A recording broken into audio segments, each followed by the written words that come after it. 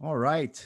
So, welcome to episode number 2 of the Roosters Crow podcast, a podcast that looks to engage with ideas, people, and culture that, like the Roosters Crow, are sending out signals of warning and caution, as well as hope, discernment, and a way forward. Um, I have with me today a fellow Central Floridian, David Gornoski.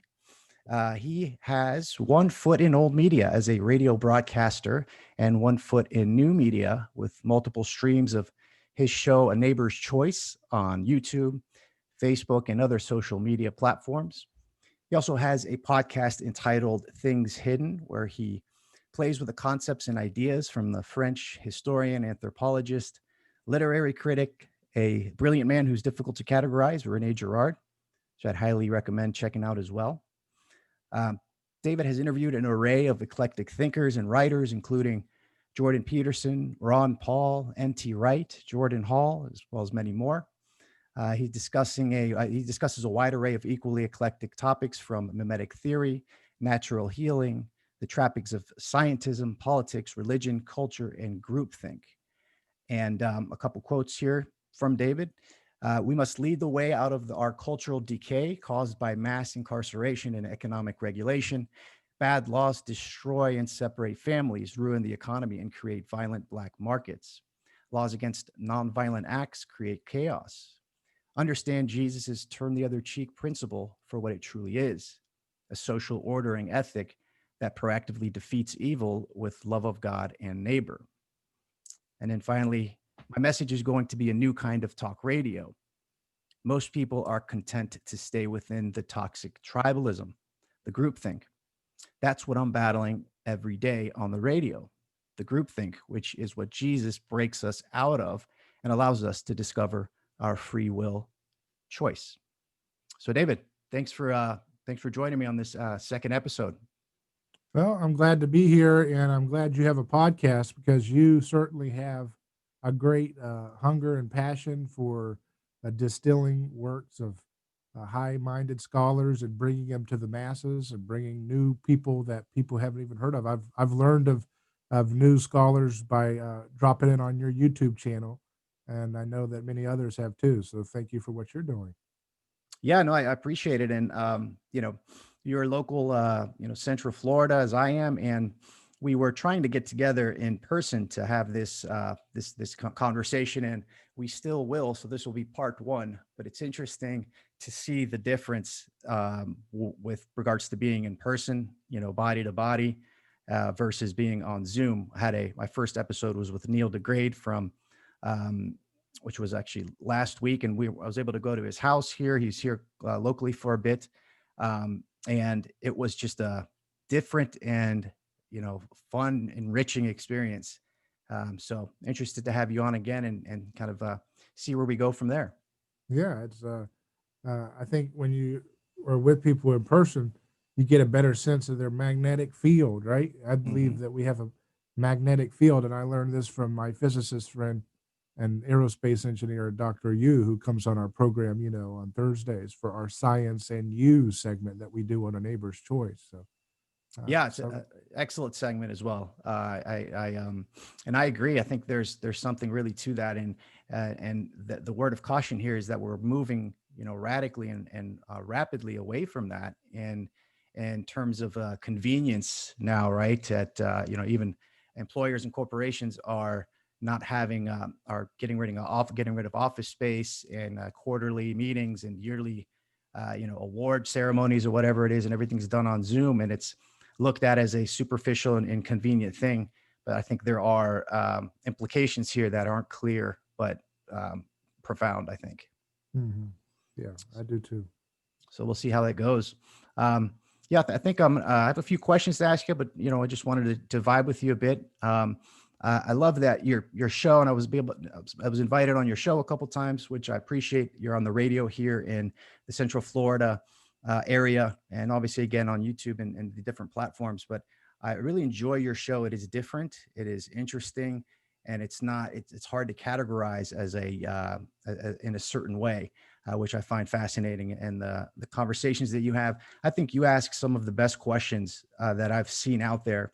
And I just noticed today, I was watching a recent episode that you had, and almost everybody that's on, after you ask a question, they pause and say, that's a really good question. And I think Mm. there's nothing better than a really good crafted question. I think that it opens up a space, not to, to convince someone of your position, but to open up a space where something new can happen, or maybe, Mhm. the logos can manifest between two people. And I think that's part of what I see you doing. And I think is part of what I see with the answer in terms of kind of where we're heading in terms of conversations. So nice work. Well, thank you. I think, but the first question, you talk about it a lot on your radio show, is this idea of groupthink, right? And Mhm. getting around the groupthink, the tribalism. And what do you mean by groupthink?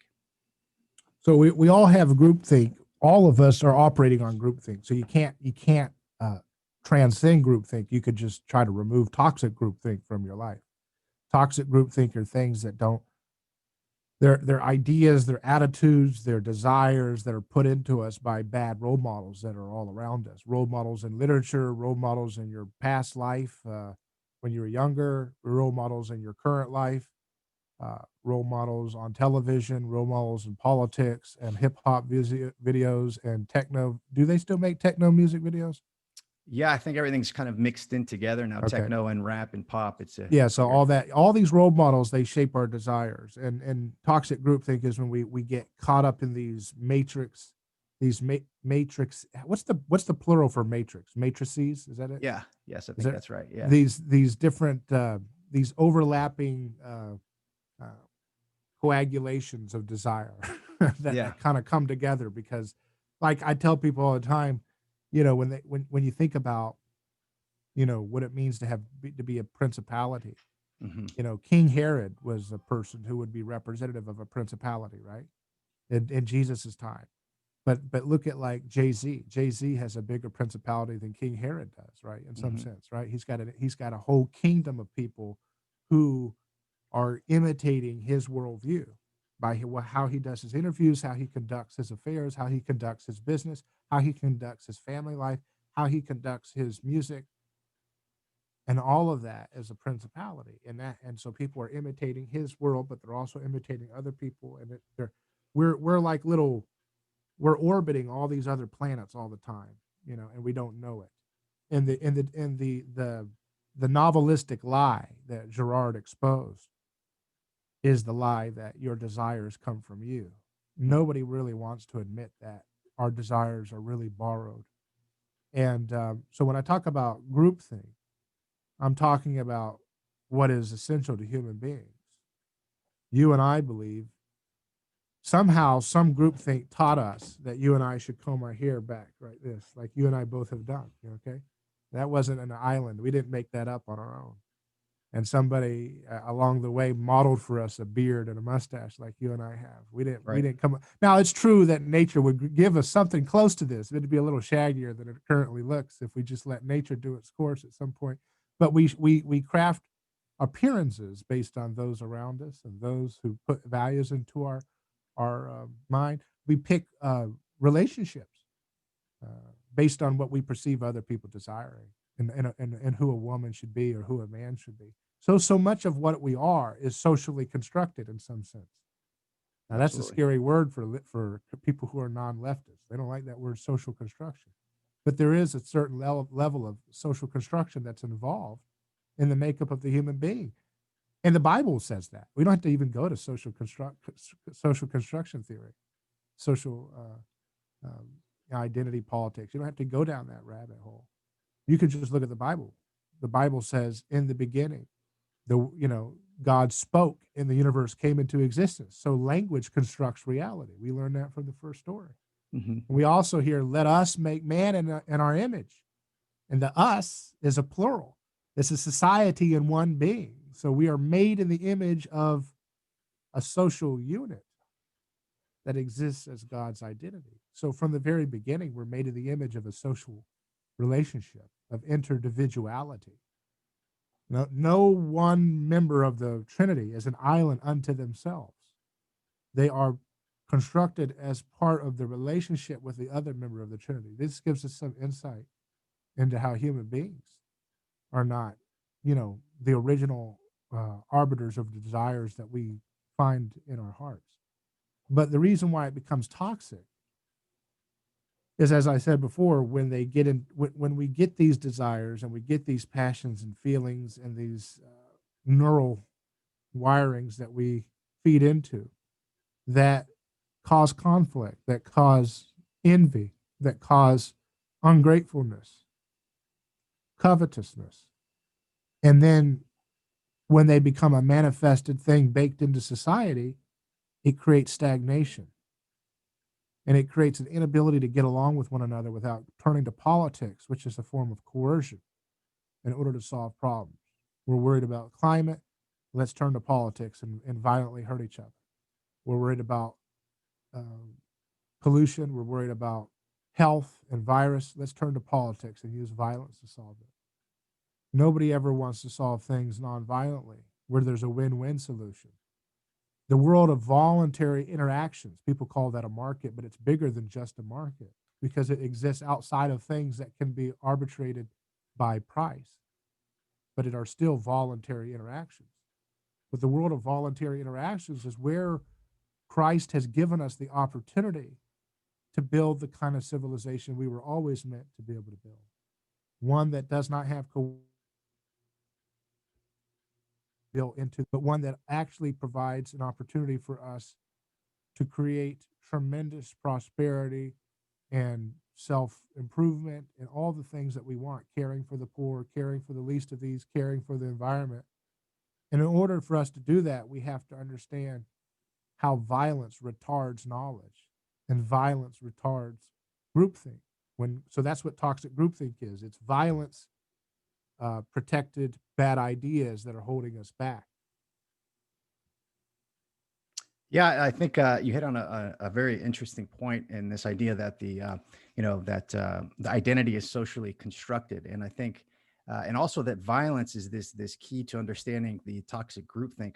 I think this insight has been manipulated by the ideas of microaggressions and these kind of social postmodern ways of looking at things that aren't inherently wrong, but they're couched in a way which causes it causes them to proliferate in a sense. We are socially constructed. Our identity is partly socially constructed, but the problem is reducing our identity to the social construction, right? It's unrooting it from the physical and biological and spiritual reality that who and what we are.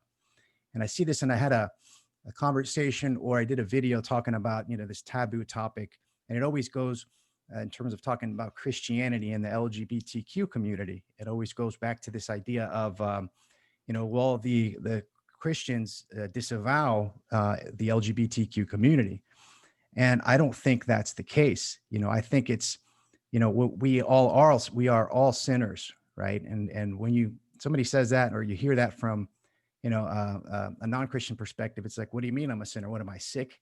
No, it just means that in the course of our daily lives, we miss the mark in terms of the relationships we have with ourself and with others. And missing the mark causes disintegration in one's life. And the more that you miss the mark, the more trouble you're going to have, and the less resources you'll have to deal with those troubles. So, when the retort is that Christians are against LGBTQ, it says, well, Christians are against, masturbation, which seems strange. Why would God care if you masturbate, right? Or being jealous of your neighbor's stuff. Why would God care if you're jealous of your neighbor's stuff? If you're covetous of your neighbor's goods. The idea is, though, that we have these desires that you were talking about and that Girard talks about, right? And in terms of Orthodox Christianity, they're understood as passions, and passions become inflamed, and these inflamed passions end up taking over our identity. And that's where we fall into trouble. You could have a passion of extramarital sex, right? Or a passion of gossiping too much, or a passion of indulging in your sexual proclivities, whether you're straight, gay, lesbian, or indifferent. The idea is that Christians, from my understanding, are not to judge. You're to love your neighbor as yourself, right? You do not judge others, but you're looking at a certain set of rules that have been ostracized and made ridiculous in terms of the Ten Commandments. Because it's, well, what are these rules here? What are we, kids? The idea is these commandments they were given to us from they were given to us for us to structure our relationships such that society will be coherent and it will progress and we'll be able to have proliferate society into next generations. And if you follow these simple rules, which they're terribly difficult to follow, right? When it's about not having extramarital sex or not inflaming the passion of lust, right? That means not just sleeping with not sleeping with your buddy's wife. It means not having a thought, a sexual thought or a desire about a girl you see on TV, which again sounds so prudish. Oh my God, why would that matter? Well, it doesn't matter, but it does on a bigger level, because these thoughts, these passions, these ways of thinking, and I do it all the time. When you're with buddies and you see a pretty lady walk by, you guys, jab each other and look and, I'd like to hit that. It's just such a natural thing. Why would that be a problem? Well, it is because of the human heart, right? Because of what this does to the human heart, according to these certain set of rules. And we've seen in many, many lives, many young men's lives, how pornography has destroyed their relationships with their spouses, with their family, with their work. And pornography is just one example, whether it's gambling or this addiction that we have. We are beings that addict, right? And we have passions. A lot of times our passions are part of our identities. And if they're not inflamed and we can work with them appropriately, then they become a part of cultivating our lives, But when this happens, and again, through the media structure and through this mimetic desire, all of our passions are flamed and stoked all the time from all angles, whether it's television, the mainstream news, movies, radio, commercials, across the board. We're constantly triggered, and our desire, that's again not our own, it's constantly inflamed, causing a big part of the destruction that we see in our society and our communities. So I think we have to revisit these archaic ideas of the Ten Commandments and reposition them and think about them deeply and consider them, with a new set of mind. And, for me, it's been the church fathers have helped tremendously articulate and make coherent these ideas that I've shared with people that are totally against or don't care or have no interest in Christianity. When you share it in a certain way, a light clicks on because everybody sees it in their own life. They see, oh wow, okay, that's why that means that. Why would God care if you're jealous of your neighbor's stuff, right? If you play that out, at multiple levels. And again, it's we don't have to get into it now, but there's this idea of the one and the multiple, right? You are, like you were saying, you are an individual, and you're also part of a collective. Just like your cells in your body are individual cells, but collectively they make up the identity, James. And the idea, and I'd love to dig in a little bit about principalities and how you would describe that to someone that's not familiar with the idea of principalities. It's to me, it seems, we have different levels of existence of coherence. And each level we have this fractal one multiple dichotomy happening, from the mineral level, the plant level, the animal level, and then the human level. But we think that ends with us, that there are no higher levels of bodies of organization. And that's just, it's absurd to think that would be the case. And the way that I see the idea of principalities is, like the city of New York is a principality. It has a flavor to it. It has a characteristic. The city of Boston has a flavor to it. And you can tell when you're in Boston rather than you're in New York. What is it about these cities that give them these qualities and these characteristics? Boston, someone that I'm going to be having on my show, he wrote a book about Boston, about the gentrification in Boston and what that has done to this quality of being a Bostonian, right? It literally, it changes the quality of the city, which changes the quality of the individuals that live there. And it disintegrates that identity that we know as Boston. And we look what's happening in the country, in the United States, right? The United States, America is a principality. It is a body that is comprised of individual parts that are the people that work in that country to distribute the work, and to make it run and to make it operate. And there are certain fundamental principles, that the founding fathers put forth that are ingrained in our Constitution. These are kind of like the fundamental code of the American identity, which is not perfect, and there needs to be a revivification and a constant renewal of these values in order for the body to continue to thrive and grow. And we're seeing now the destruction of these principles as such, without the putting forth of of other ideals, in a sense, other than this nebulous way that would create an identity or kind of a way forward. But to get back to the principalities, how do you understand? How would you describe principalities to someone that is not familiar with the topic? Well, it's kind of like what you're saying. It's just it's it's not just governments. It's not just ideologies. It's these little hive mind matrices. Little matrices that are all like Venn diagrams are all overlapping each other and kind of connected in different ways, clusters together, and uh, they construct who we are. So much of what we think about and our attitudes and our desires and passions. I think when the Bible says thou shalt not covet, it's talking about physics. It's trying to give you an understanding of what's going on the physical level. It's not you're actually a Luddite to think that it's just religion. It's actually deeper than that, because it's the old saying about, the grass is greener on the other side. And because the grass appears to be the opposite charge that your thoughts have, maybe in the sense of opposite poles, right? Hmm. And so if your body has magnetic fields, and again, I would cite my physicist friend, Dr. Wei Ping Yu, if you want to learn more about this, who I won't speak out of school into getting into the physics of it here, but just to say that, when you look at something that seems far from you, whether it's in a spatial sense or whether it's in a I can't get that sense, right? Hmm. That remember that '90s song, "She's So High Above Me." Remember that? Hmm. So he had the grass was really greener on that other side in his mind as he sang that little alt rock song. Who is that? Do you know the artist? No, but I actually heard it recently. Yeah, I heard it in the gas Yeah, station. That's why I'm thinking about it.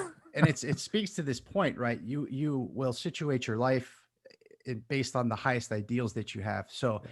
if you She's base it so on high. sex, right? Yeah. She's Mhm. so high above me, right? So that is what She's you're. so lovely. Yeah, Aphrodite. There's the god right there, right? You're yeah, perceiving that your neighbor is a god.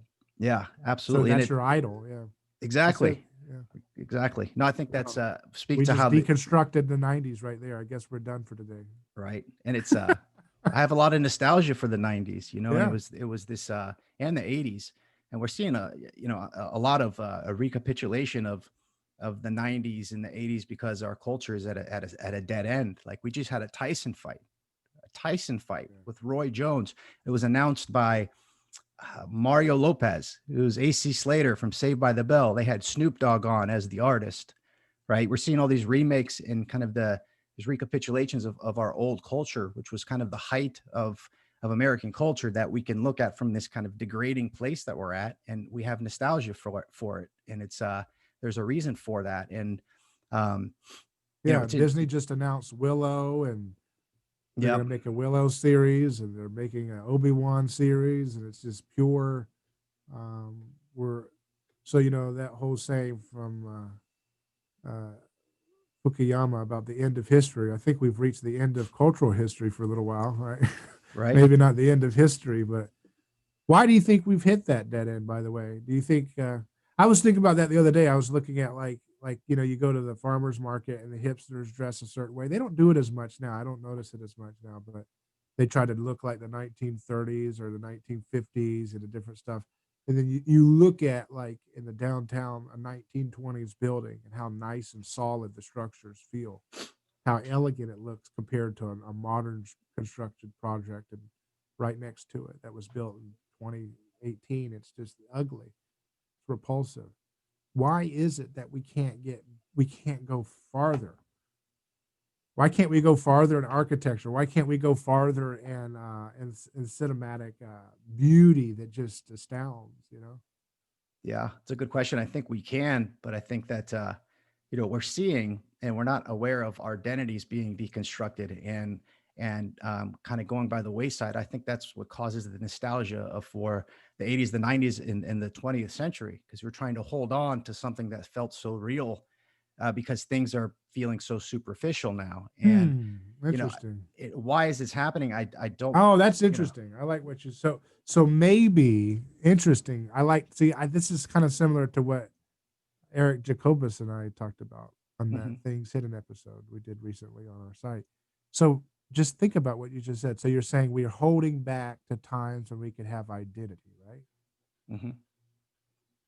And so I was suggesting to Eric in that Things Hidden podcast recently, I said, well, maybe there's some kind of connection between why the 80s and 90s for our generation feels so much more richer. Obviously, there's the child component. We don't want to forget that when you're a kid, things feel amazing, different than how they feel when you get older. But there's a collective loss of innocence that's happening to society in the digital age Mhm. because it allowed, like McLuhan, we're going to go to McLuhan for a little bit here, right? The digital age allows us to recall and remember everything, and that we can't escape all the different perspectives, and they're just totally in our minds and our hearts. In the 90s, you didn't have to worry about somebody down the road videotaping a horrible police situation happening, except for Rodney King. But that was one thing, and that was a rare thing. But you had that all over the place, but nobody recorded it because nobody had smartphones. And my point in saying all that is perhaps the reason why we're so desperate to stay back in the 80s and 90s is those were the decades that were right before this digital age explosion, which has accelerated the loss of innocence of the human species such that we are becoming increasingly aware of the futility of our identities because they are constructed, most of them, and they are paper thin and they are fragile. And perhaps we're entering into a state of undifferentiation right now, James, and that's why we're clinging to those eras of our recent past where that level of undifferentiation wasn't quite as pronounced as it is now. You know, Yeah. Yeah. because when you Absolutely. watch when you watch when you watch Mrs. Doubtfire, you know that's normalizing a man in a dress. Mhm. But they did that because they said, well, how do we get? I'm not saying they plotted it out in a strategy. It's just kind of an unconscious artistic desire, which is how do we get everybody in America who is traditionally conservative about this to come together as a family and watch a man put on a dress? We tell them that it's a plot. We'll design a plot in which the man's trying to get back to his kids. Who could disagree with that? Mhm. Yeah. Because see, at the time, divorce was the thing that was rising in the 90s. Kids were becoming products of divorce more and more. And so, what better way to speak to that moment and then to put in an idea like men can be in a dress and you can like it and you can cheer it on. Why? Because he's a dad going after his kids. Who can argue with that? And so everybody shuts up and laughs at the joke. Now, today in 2020, the LGBTQ community would say that Mrs. Doubtfire is problematic. Mhm. It's problematic because they're fetishizing the trans experience and the drag and so forth. Yeah. It's mocking a man in a dress as if it's something to be laughed about and to be trivialized, to be made fun of, that he has hairy legs under a dress and all that stuff. And I know what they're doing. I know what they're saying. But of course, they're always judging, just like the self-righteous Pharisees.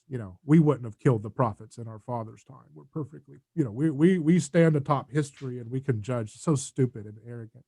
But the point that I'm saying is that, you know, we because of the digital age, it's like it's fast forwarding the deconstruction of all these different identity concepts that we've had that kept society differentiated.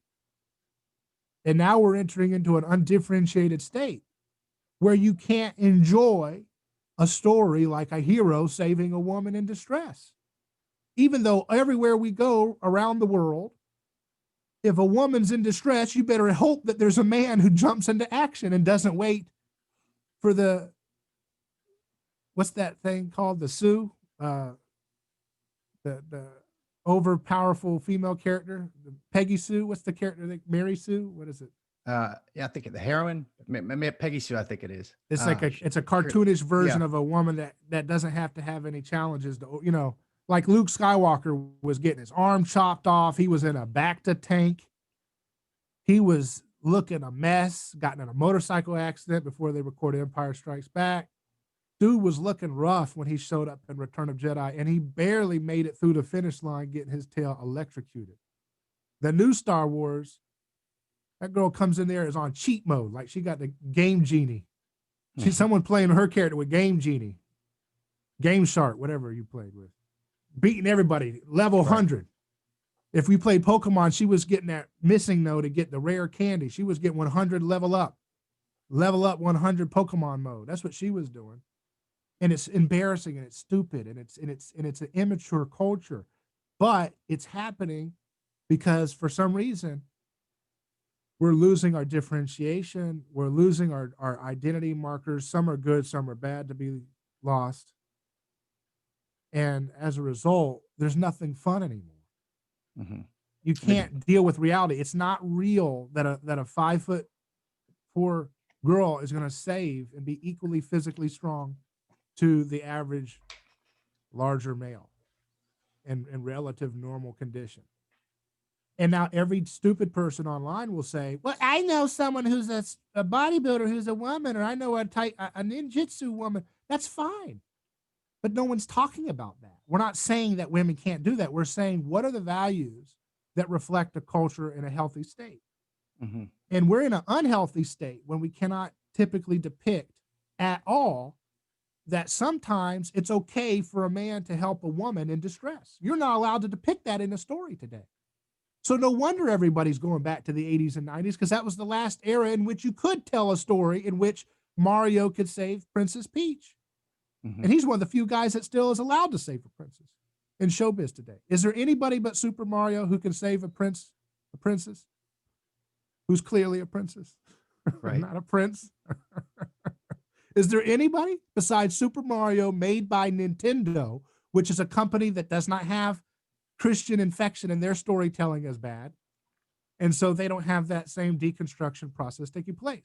I'm not saying Christianity creates undifferentiation, but our haunting by the cross on our culture is resulting in us stupidly creating undifferentiation in a way that Japan doesn't have. And that's why Super Mario can still save Princess Peach for now, even though I'm sure those neoliberals that work at Redmond, Washington, Nintendo of America's headquarters, are very chomping at the bit to get rid of that. Right. Wonder what that's going to look like here in the near one of the future. Last holdouts. Is there another guy? I mean, he's not real, obviously. Yeah. But is there another guy in showbiz besides a digital Nintendo character who is allowed to save a woman in harm's way? Yeah. Is there? I mean, see, I'm asking a question. I mean, it's partially rhetorical, but I mean, is there? Shoot, I couldn't even tell you. I mean, Mario saves Donkey Kong. He saves the princess. Contra. Nothing recent that I can think of. Movie, music. Is there any video or movie or television show? Yeah. The Mandalorian is kind of conservative because it's imitating spaghetti westerns and samurai. Have you seen The Mandalorian on Disney? I have not seen that yet. Yeah. I just watched the Queen's Gambit though on Netflix, which what I don't. That? It's a show. It's a very popular show, and it's about this little girl who her parents died, and you could see these structures play out in the series, right? Mm-hmm. So her mom had mental illness and was always fighting with her dad. Her dad was kicked out of the house, and then her mom tried to kill them both by driving the car straight on into another car. Right? Mm-hmm. The mom died. The little girl was untouched. She was put in an orphanage where you had these very strict nuns working in the orphanage, right? That was very strict and very hard on her. And they ended up giving her these pills that were supposed to tranquilize her, but it opened up her mind to understand chess really well and made her a chess prodigy. And then through the movie, you see a lot of different tropes that play out, but you see all of these structures of the family of the institutions looked at as, corrupted and derelict. And there's a lot of other tropes in there. I found it interesting, but I found that the ending rather, rather good. I almost stopped watching it, but I found the ending was actually something a little different. So, and I think, speaking to your point here about, the idea is so identities become corrupt, right? And the left has a place in the world and in politics, and the left is supposed to identify when the hierarchy becomes corrupt, and then apply the forces to rid the hierarchy of corruption and flip it into a meaningful, coherent hierarchy again, right? But we've got That's like a Peterson kind of thing, right? Is that what he would say? Something like that? Yeah, and I think it's Yeah. and when you see like when things become too stringent, when we see the right go too far, and we see this, ossifying and calcifying institutions and the tyrant father and the tyrant CEO, and so I think this idea of the man in a dress is an appropriate reaction, right? In terms of, think of the fool, right? The fool is there to flip and to show the absurdities of the calcifying situation in terms of identities, right? You have something go, if something has too much identity, too much of a strict boundary, you're going to have the same disintegration that happens if you have too porous of a boundary, I think. And the fool is this person on the edge that flips the extreme back to normal. And I think what we're seeing currently with Kanye West, he is playing that role, because we've gone from being too focused on identity and too focused on this strict masculine, hyper masculine, identitarian concept, to the exact opposite, where we're saying that our identities are superfluous. You can make up kind of all these different non-binary categories and whatever it may be. And, it's actually the opposite is happening. And what the fool will look like to this, undifferentiated, this disintegrated, what used to be the identity of a country, a person, a family, a community, right? It's going to look like this hybrid, conservative, liberal approach that Kanye's saying. And Kanye's making statements that are not, that are very, straight up. They're not, and he's being kind of ridiculed for it. When he talks about, and in his song, one of his songs, he says, "Let's take the chlorine out of conversation," right? And a lot of these beautiful insights that are ridiculed and looked at as ridiculous, but they are necessary to move the pendulum back into this way of reconstructing of the identity of who and what we are and what we can be. But the idea is we can't go backwards, we can't be reactionaries, right? And we can't blame the people that fall into this situation with regards to a man wearing a dress. It's not at the individual level. Like we are under the sway of forces we don't understand, right? And they're causing behaviors that are very detrimental. So if you look at the last 10 years, since 2010, the suicide rate for boys and girls, for young little girls, is up 170+%. Right? Look at these markers of where our society, where our culture is heading. It is alarming, right? And that was the impetus for this show, is to have these difficult conversations of looking at and discerning the challenges and the absurdities all around us that we're, the machine is trying to normalize all of these absurdities and kind of encode them into this new way of being, but it's not working. And I think it's interesting to talk about why it's not working, and how can we re-understand and re-establish the concept of human dignity. What is human dignity? What does it mean for us to be actual human beings with souls, right? Which is an idea that's been ridiculed, and the consequence of that is we have become statistics.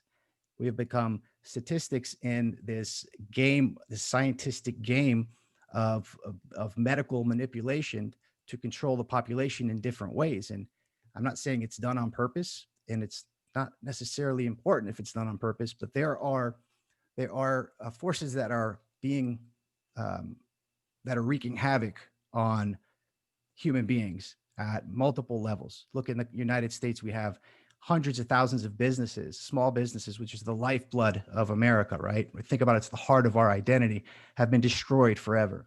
the restaurant industry is being gutted and destroyed, while we're seeing, Walmart and Amazon, and all of these big box Best Buy stores are flooded, and they're making record profits.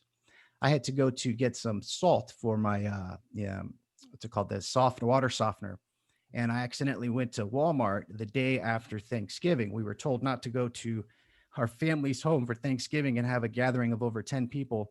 The parking lot were thousands of cars. There was nowhere to park. And I went in there and it was a seabed of people. And it's been like that ever since. And this absurdity that's right in front of our eyes, that we see the leaders, our leaders, those that are supposed to govern us, right, are telling us not to go spend time with our family during Thanksgiving.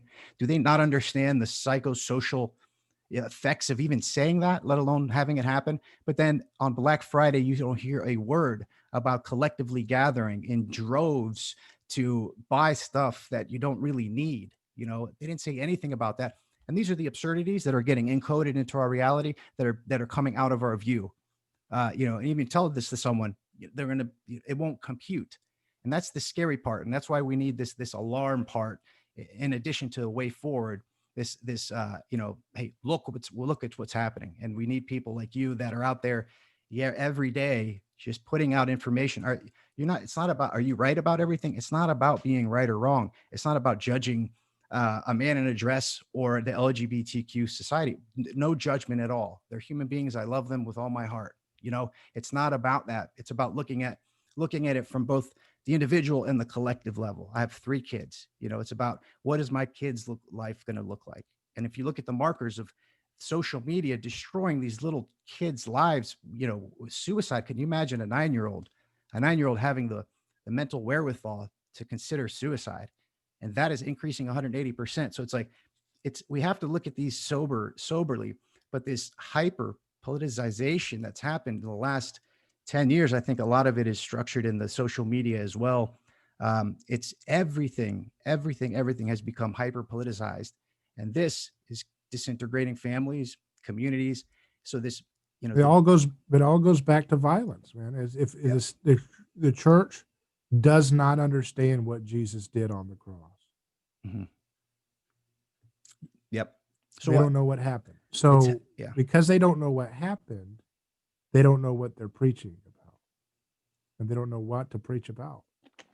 And therefore, therefore we see the corruption, right, in the church that is outlined and identified by these that want to tear down the structure. So they rightfully identify what you just discussed is happening in the church: hypocrisy, disintegration, misunderstanding, judgment. So that is, everybody knows it, but they don't know why. Mm-hmm. Everybody knows there's something not right. And you go to any church, and all they try to do is sell you on their sect. Mm-hmm. When I go to the Catholic Church, all they want to do is sell me on their thing, and everybody else is going to hell. When I go to the Orthodox, it's the same thing. I just don't know the language as well. When I go to these Protestant churches, they want me to fill out a friend card, and then they text me 16 times a day trying to get me to buy their church album that they've produced. It's horrifying. And you look at this stupid stuff, and it's not just the Protestants, it's all of it. It's Catholics, Orthodox, all this stuff, and it's not just the modernists, it's also the reactionaries in these churches too. I'm not saying everybody's bad and I got it. I'm just saying the mess is no one can tell you why Jesus died on the cross. If you ask people today, go to any church and say, what did Jesus mean when he said, I've come to reveal things hidden since the foundation of the world? Do they know what that means? If you ask people, Jesus said a big deal about, I am the stone that the builders rejected, and I've become the cornerstone. He said that was like an essential riddle to understanding him. What do you think that's about? When the temple is torn, the veil is torn, and there's nothing in there, what does that mean?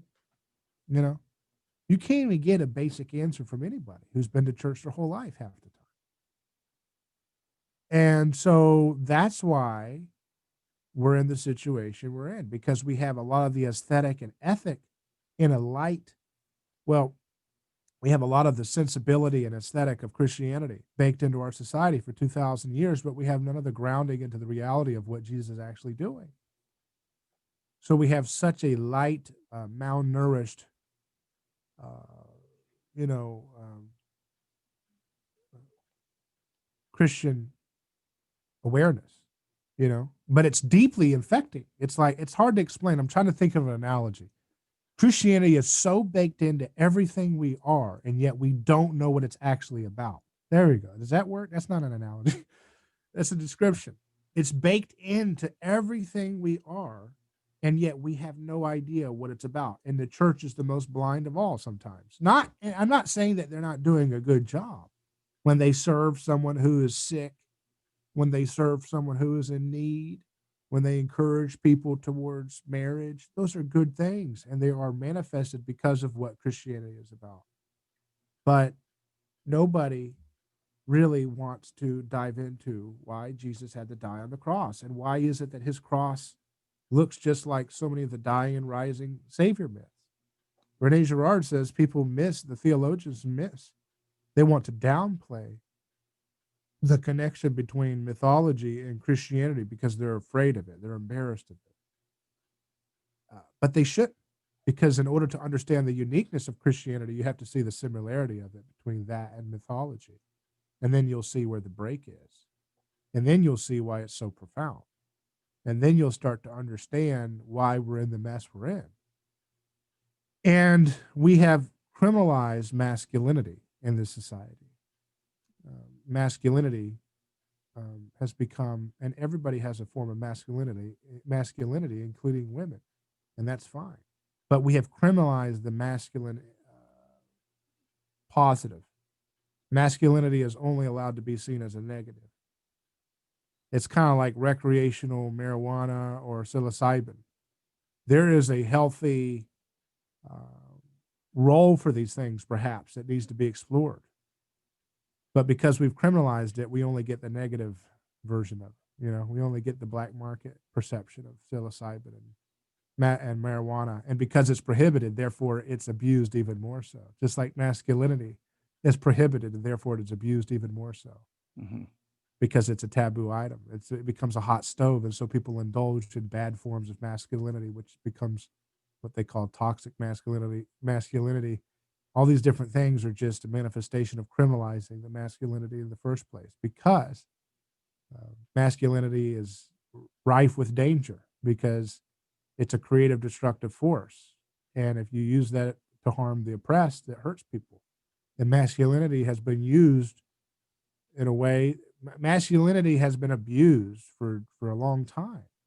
And women and weaker people and disabled people and other people have been hurt by people trying to be too brutal and violent and forcing people, and domineering and dominating and taking advantage of people who don't have the technology that you have when you arrive on their land to convert them to Christianity. These are not good, healthy forms of masculinity, but that's why we're so obsessed with criminalizing it now.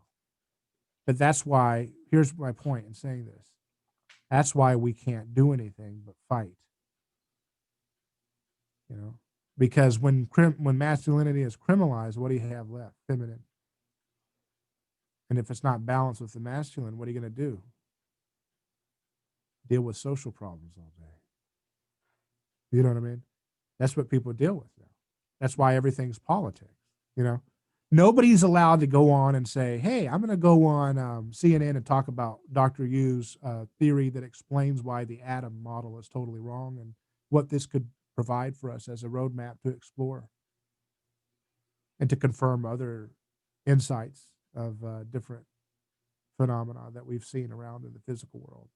Can't have that conversation. All you got to do is talk about helping Biden or Trump or Susan Wright. All that, it's all just he said, she said, gossip, social drama. It's lunchroom drama. Because we don't believe in the masculine power of change, of creative destruction. Creative destruction means being able to demystify fake news and false scientific paradigms. That's a creative destructive process. Mm-hmm. And we're not allowed to do that. So all we have is the feminine, and the feminine just deals with social issues. I'm not saying, you understand what I mean? A woman can create science. We're not saying that. We're saying that we have a masculine and feminine balance in all of us, right? The nurturing aspect, there's a feminine aspect to a man nursing a baby, helping a baby, right? Taking care of it, but can't nurse a baby, but you feed him a bottle or whatever. Mm-hmm. The point is everybody has a balance of that, but one side of the equation has been criminalized to some degree, the masculine. And I guess you could say it another way too, that in some ways femininity has been criminalized too, because every woman is supposed to be told that the only way you can have any value is if you do traditionally masculine type things.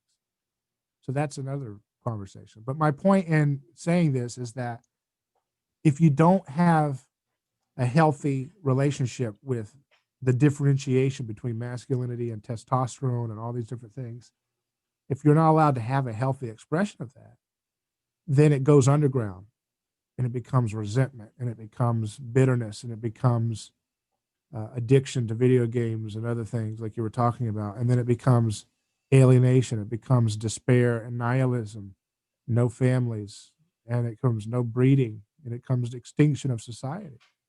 But the feminine, but if all we have is a female frame, I just remember hearing, I was at a pool and I just heard these people talking, these two women talking next to me, and they were going on and on and on loudly, not in an aggressive loud, but just loudly talking about, I guess they were two school teachers, and they were talking about going to school. And everything was about, I don't like that woman. I don't talk to that woman. Oh, this person does this. This person does this. This person does that. That person does this. This person does this. This person does that. We have to follow these rules, these 10 steps guidelines for the COVID policy. We got to do this 16-step check. But it's just all this paper pushing. He said, she said, I don't like this person. This person's this way. That person looks at me. This person.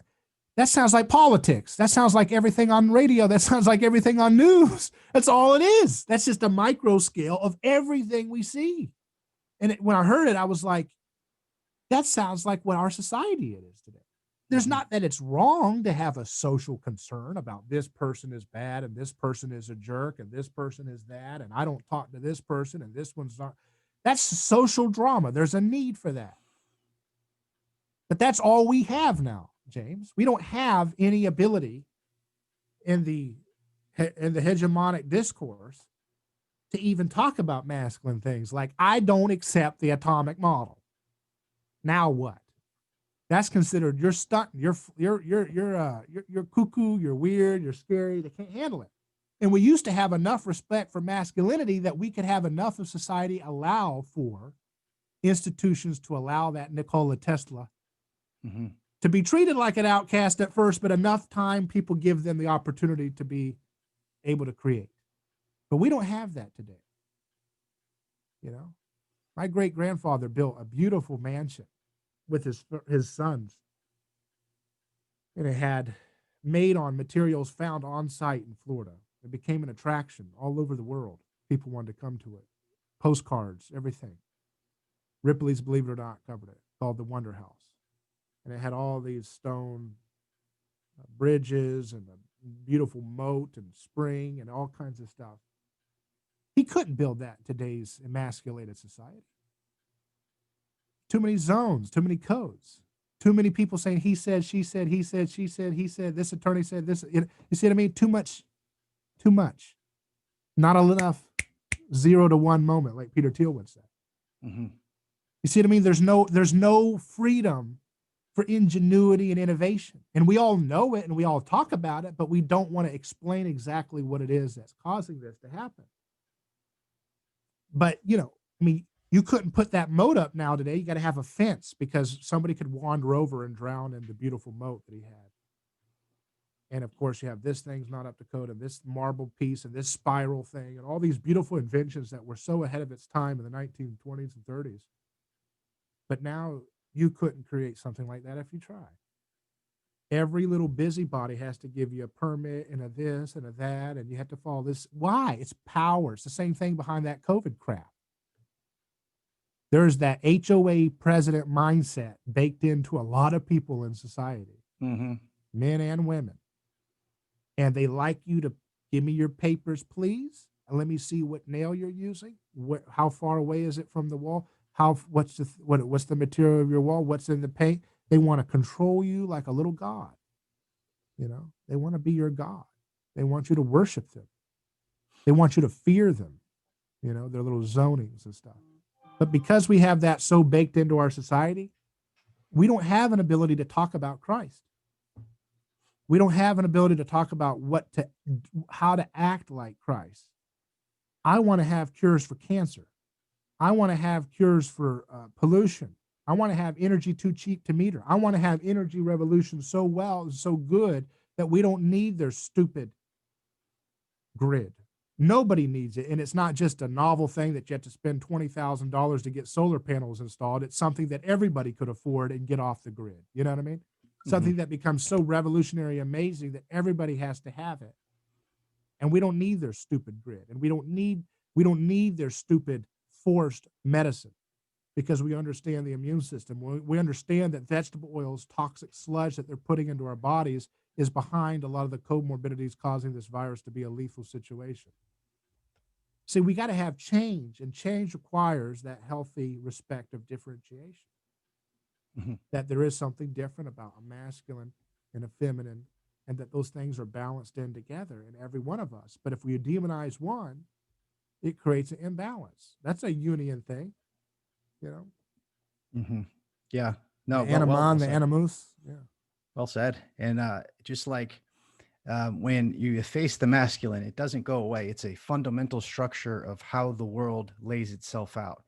So what we're seeing is when you see the feminine, or you see women get these roles as, working 80 hours a week, being the CEO, or being the superhero in the movie, in a sense, instead of celebrating the feminine for what it is, the toxic masculinity that is being criticized, it's not going away. It's now attracting the feminine towards it. So it's this imbalance is Good. continuing to, it's becoming hyper real in a sense, because it's unaware that that's happening. So it's like, hey, the toxic masculinity is bad. We agree. I think we all agree with that. Toxicity is bad, right? But simultaneously criticizing masculinity, and then saying that there's no such thing as masculine and feminine, that these are social constructs. Now, these are not social constructs, right? Men and women, their roles are a little less rooted, but they're still rooted in this fundamental dichotomy of masculine and feminine. And this is same thing with religion, right? You want to take religion away or get rid of religion. You cannot. Religion is a way of being that cannot be destroyed. If it's tried to, you get these crazy, that's where the root of scientism, or what you're seeing with, the George Floyd situation, which was a horrible, horrific thing. And there are ways to deal with it and to heal from it and to engage with each other for solutions about police brutality and racism, right? But what we saw is this kind of this haunting of religious exercises, of kneeling and iconography. And, you saw these people captured by this ideology. And if you try to criticize what was happening there, it made you look like someone that was criticizing, that was for police brutality or for racism. So it's hard to even discuss or talk about what's going on to try to fix it, because of this hyper politicization and this hyper destruction of this fundamental dichotomy. So it kind of became clear to me as you were saying that what hyper politicization is, and it is this extreme imbalance of the feminine and the masculine. And like you said, everybody has the feminine and the masculine within them, right? And this is a fundamental structure of the world. Not just when you say we need to bring Christ back, and you were talking about energy too cheap to meter. You're talking about innovation. Most people are going to say, what does that have to do with Christ? Right? Well, Christ is he's a lot of things, but he is the manifestation of the balance of heaven and earth, of the masculine and the feminine, right? Then heaven, and it's not heaven and earth, the masculine and feminine. It doesn't mean that masculine is good and feminine is bad, or vice versa. They are equally important in the way that society and in the way that being is structured. They are equally important and necessary, but they have fundamental roles, and those roles are beautifully expressed in Genesis, right? When God creates heaven and earth, he's creating these two fundamental forces of the way in which everything in the world interacts and creates an identity, right? And I'm going to have Jonathan Pajot on actually fairly soon, and him and his brother Mathieu are really bringing up this knowledge that I think is a big part of the solution of how we move forward.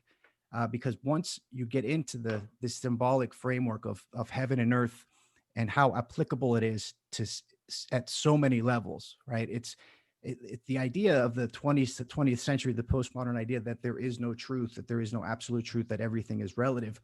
It is not entirely wrong, because there are relative truths. There are truths that are relative, but there are absolute truths, and they are not structured in a sense how we think of things scientifically, right? They are more in terms of the Heideggerian disclosure, right? Truth is disclosed when these two fundamental forces, heaven and earth, cohere appropriately.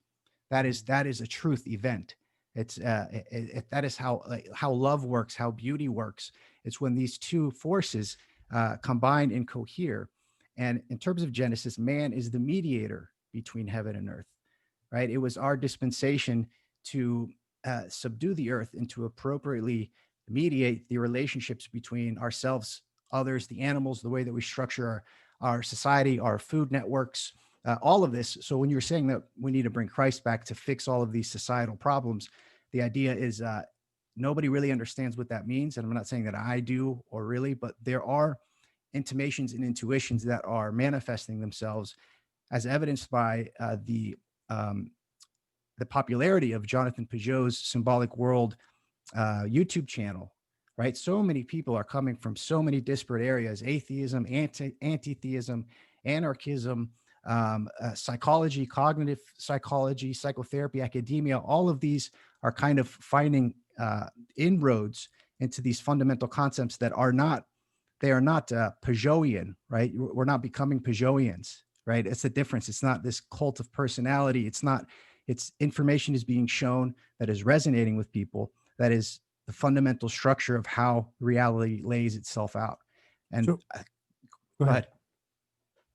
No, so Christ came to, so when relationships internally with yourself or relationships with your family are decohering, are disintegrating, there is a way to know why that's happening, and there is a way to fix that. And if you fix the relationship within the masculine and the feminine within you, within your human heart, right, and then you fix relationships with men and women in your family and in your community, it creates a ripple effect, right? And what does it mean to fix the masculine and feminine? Is to understand these principles, respect them, appreciate them both, love them both, right? And then incorporate them, balance them and incorporate them in your life. And if you do that, you will have, your life will turn out as such as you will have beautiful, not always, beautiful relationships, whether they're sorrowful or they cause joy, right? That's where meaning happens. And we're living in this age of, the age of meaninglessness and nihilism,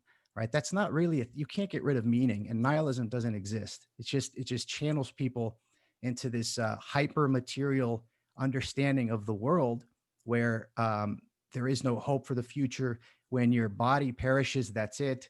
All of these very kind of, it would seem obvious from the kind of way that we think now. But if you look at it deeper, and if you get into these interesting structures that are found in the Bible, right?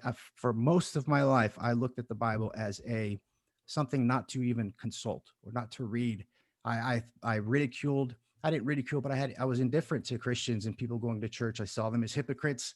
I judged them, and there's this huge block in front of people for them not to engage with what's in the Bible, right? It's very powerful, right? And to get through that, it takes time, and it takes cultivation, and it takes perseverance, because you will be ridiculed. You will have, you'll be ridiculed by your family and friends if you start talking about these ideas, because there's this cultural milieu to efface anything that happens, in that book.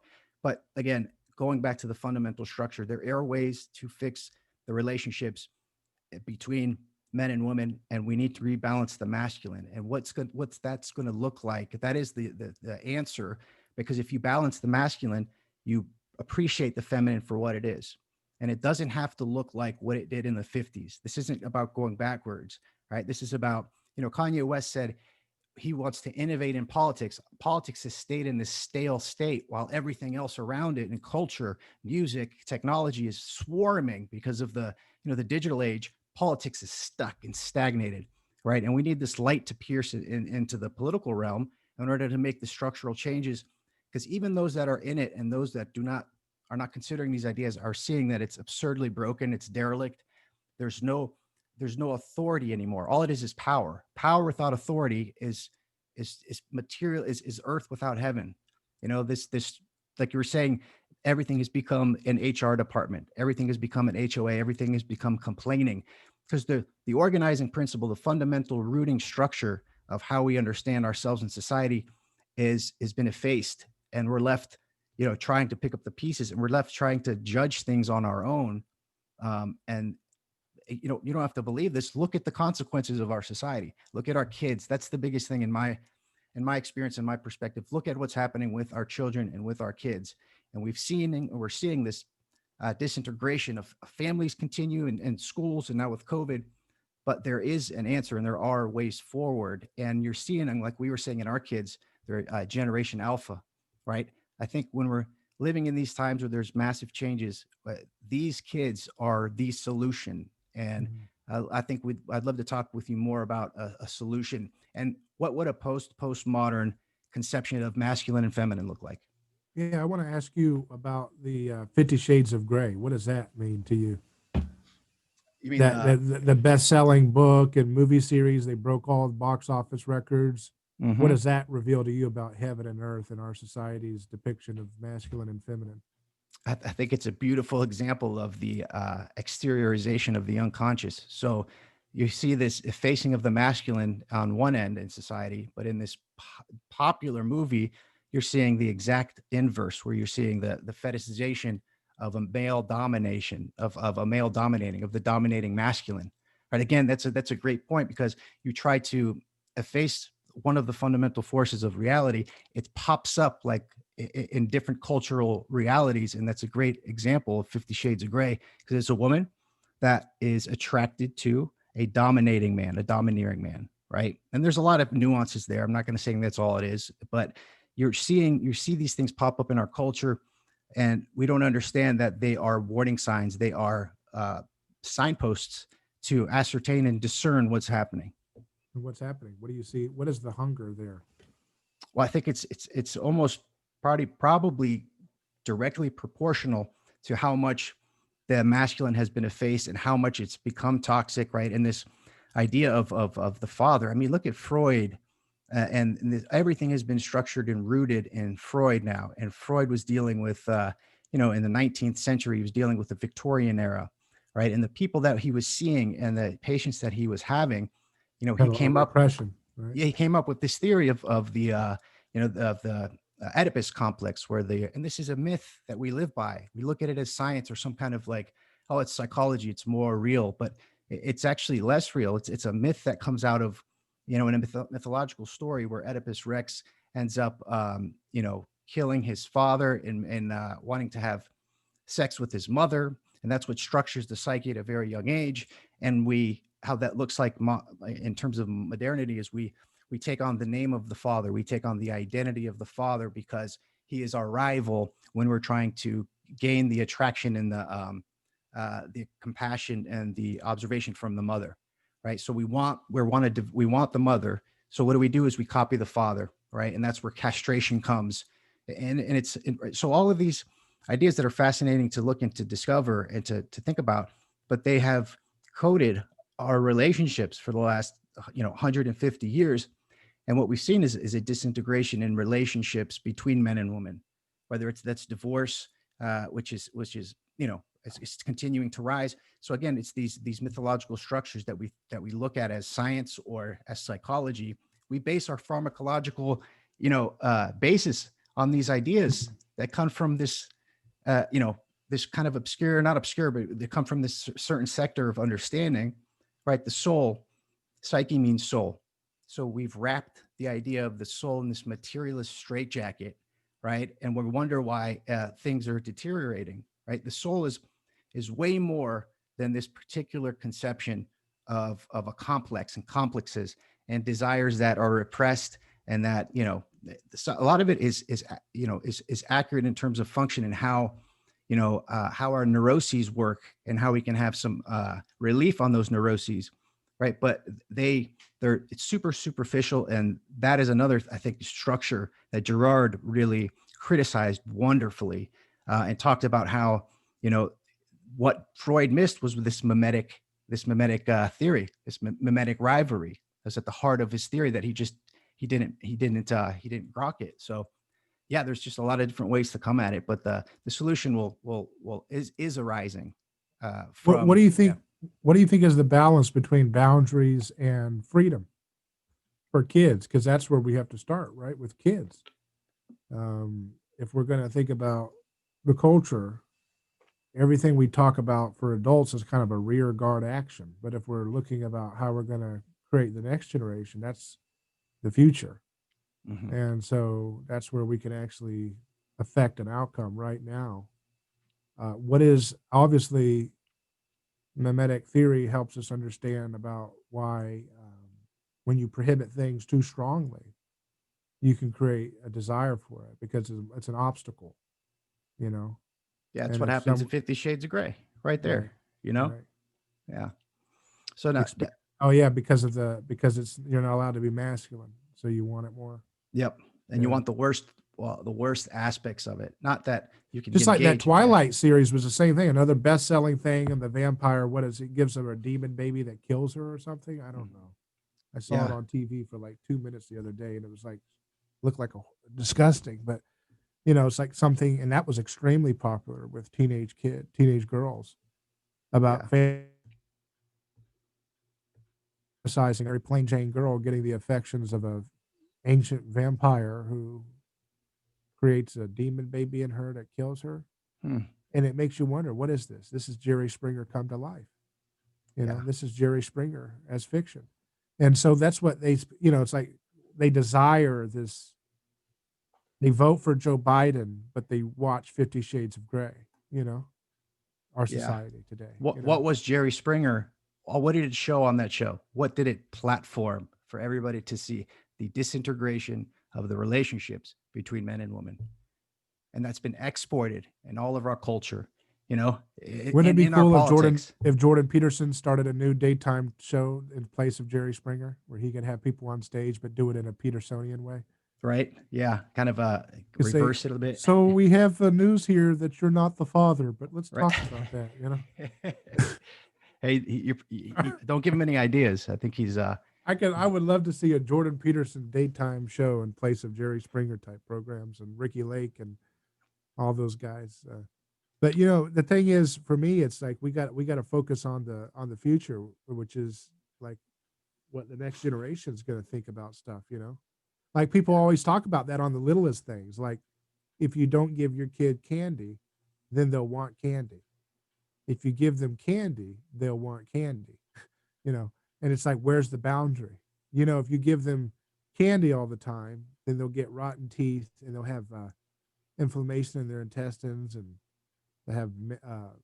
they'll have emotional fidgety issues, and I'm saying candies, but it's also all the other crap. It's the vegetable oils and the crackers that are toxic as hell, the processed flour, the processed sugar, and nobody thinks those are bad. People think, oh, if I give someone a loaf, that's fine, but maybe not. If it's got vegetable oil, canola oil in, that's tearing up your body. So when you think about all this stuff, if we can't, how about this? Let's try to land the plane with some action items for this, because if you can't even get, boundaries of food, the foundations of human civilization is sitting around a fire, sharing a meal and telling a story. And you and I know what the story is, but how do we get that story to apply to how we deal with food? Because if we can't even my point is that if we can figure out the balance of boundaries and freedom for something so primordial like what is healthy food and how are we going to have a relationship with healthy food in our children, if we can get that right, maybe we have a foundation we can build on from there, right? In terms of applying that mimetic balance of order and freedom. Any thoughts on that? I just wanted to know your take on that. Yeah, I think no, I think that's a great question, and I think it goes back to this. So there, we got to first consider that there are answers. There is a way to live life and be a father and a mother that is the right way, which I know sounds crazy, right? So, and this is something that I've been thinking about it, and it's how do we ascertain truth? What's a way we could ascertain truth um, and see if it works? Like, how can we gauge if something is true or not, and not in the scientific sense, but in this more Heideggerian, Jungian and biblical sense, right? So truth is the appropriation of heaven and earth, is the appropriation of meaning and matter, of abstract concept and how it works in the world, right? So we're seeing fake news. We're seeing what's happening in the material world, right? Based on what's being given to us from the ideological world, from our government, from our media. It doesn't fit. It's not cohering. It's disintegrating, right? So there are ways, and they have to do with the coherence of heaven and earth, right? So how do you think about that at multiple levels? So you have an individual body that has a boundary. How do you keep that boundary alive? You feed it appropriate food, right?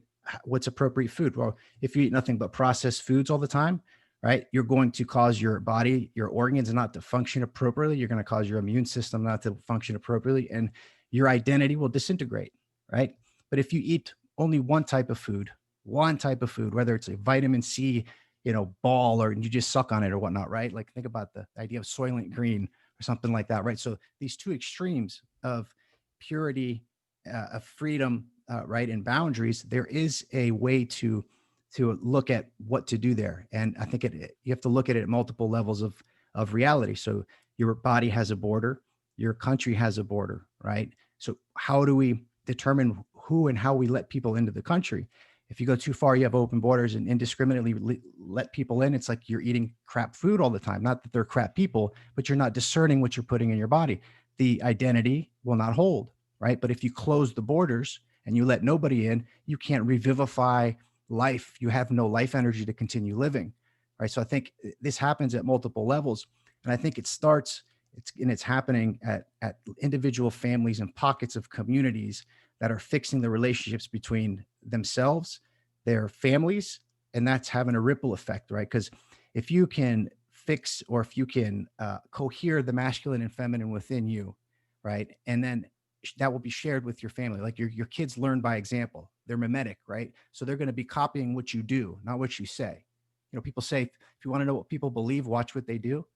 I think that's right on. So I think it's not, and I tend to look at it from a top down level.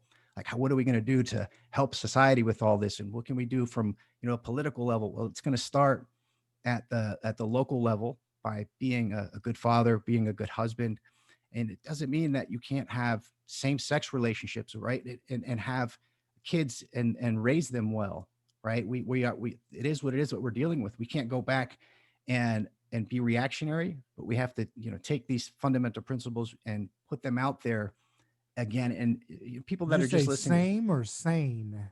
no, same.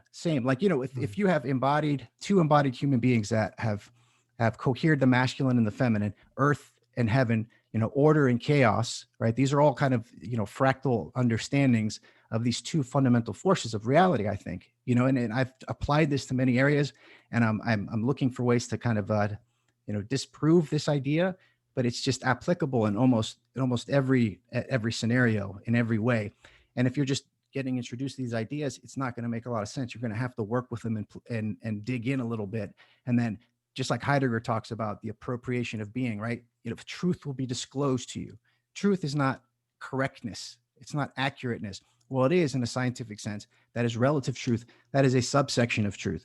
Truth is something that happens through you, in you, and with your family and with your friends. Like it's an event that happens when a relationship coheres appropriately, and there are ways for that to happen, right? So it's like, there are rules and there are ways for society, for self, and these rules are not just psychological. There are, how to build houses, how to build communities, how to build schools, right? And again, I always go to these higher structures, right? There are ways to fix all of this, but when you try to think of it from a political level, I get stuck in what I don't see how to do it from a top-down perspective, because the problem is the bottom, right? The bottom is that we've effaced heaven, we've effaced metaphysics, we've effaced any idea of the transcendent. So we're stuck with just the material, and we're just sitting here jabbing at each other, trying to make sense of things when our sense making is broken, right? So it's like, I think it has to happen at the individual level, the collective level, and the family level, for there to be, and it'll ripple out from there. I don't know. What do you think? I think people have to understand what Jesus did on the cross if they want to succeed. People don't understand. Where can they go to understand that? That's hard. Because when you read the text, you're gonna look at it from the lens that most people have taught you to look at it. That God is angry at his son. I mean, he's angry at you, and he's gonna pour his wrath on his son so that he can love you. You know, Yeah, that sounds like 50 Shades of Grey too, in some sense, doesn't it? sure. But that some kind of weird thing going there. But that's the pagan view.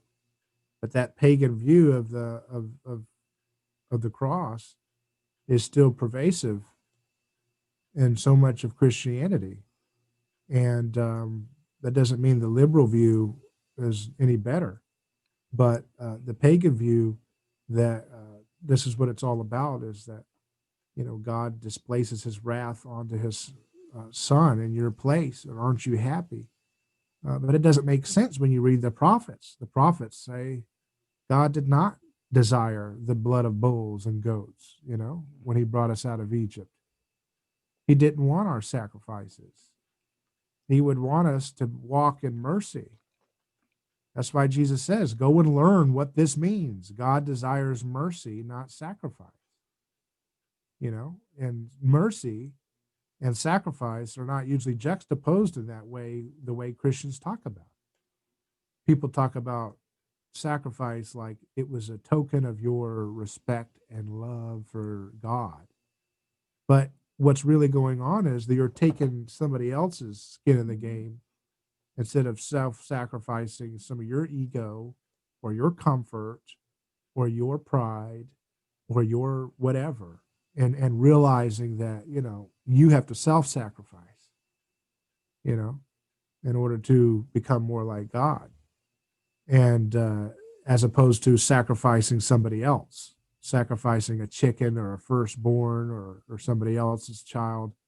You look at the Aztecs and the Mayans and the ancient Germans and everybody, they would sacrifice the young for the blessings of the god. And we still do that today. But we do it in a way where we try to act like we're anti-sacrifice. Like that's what this whole COVID thing is about. When you have to wear a mask, you see don't you want to wear a mask just to save somebody's life? What's wrong with you?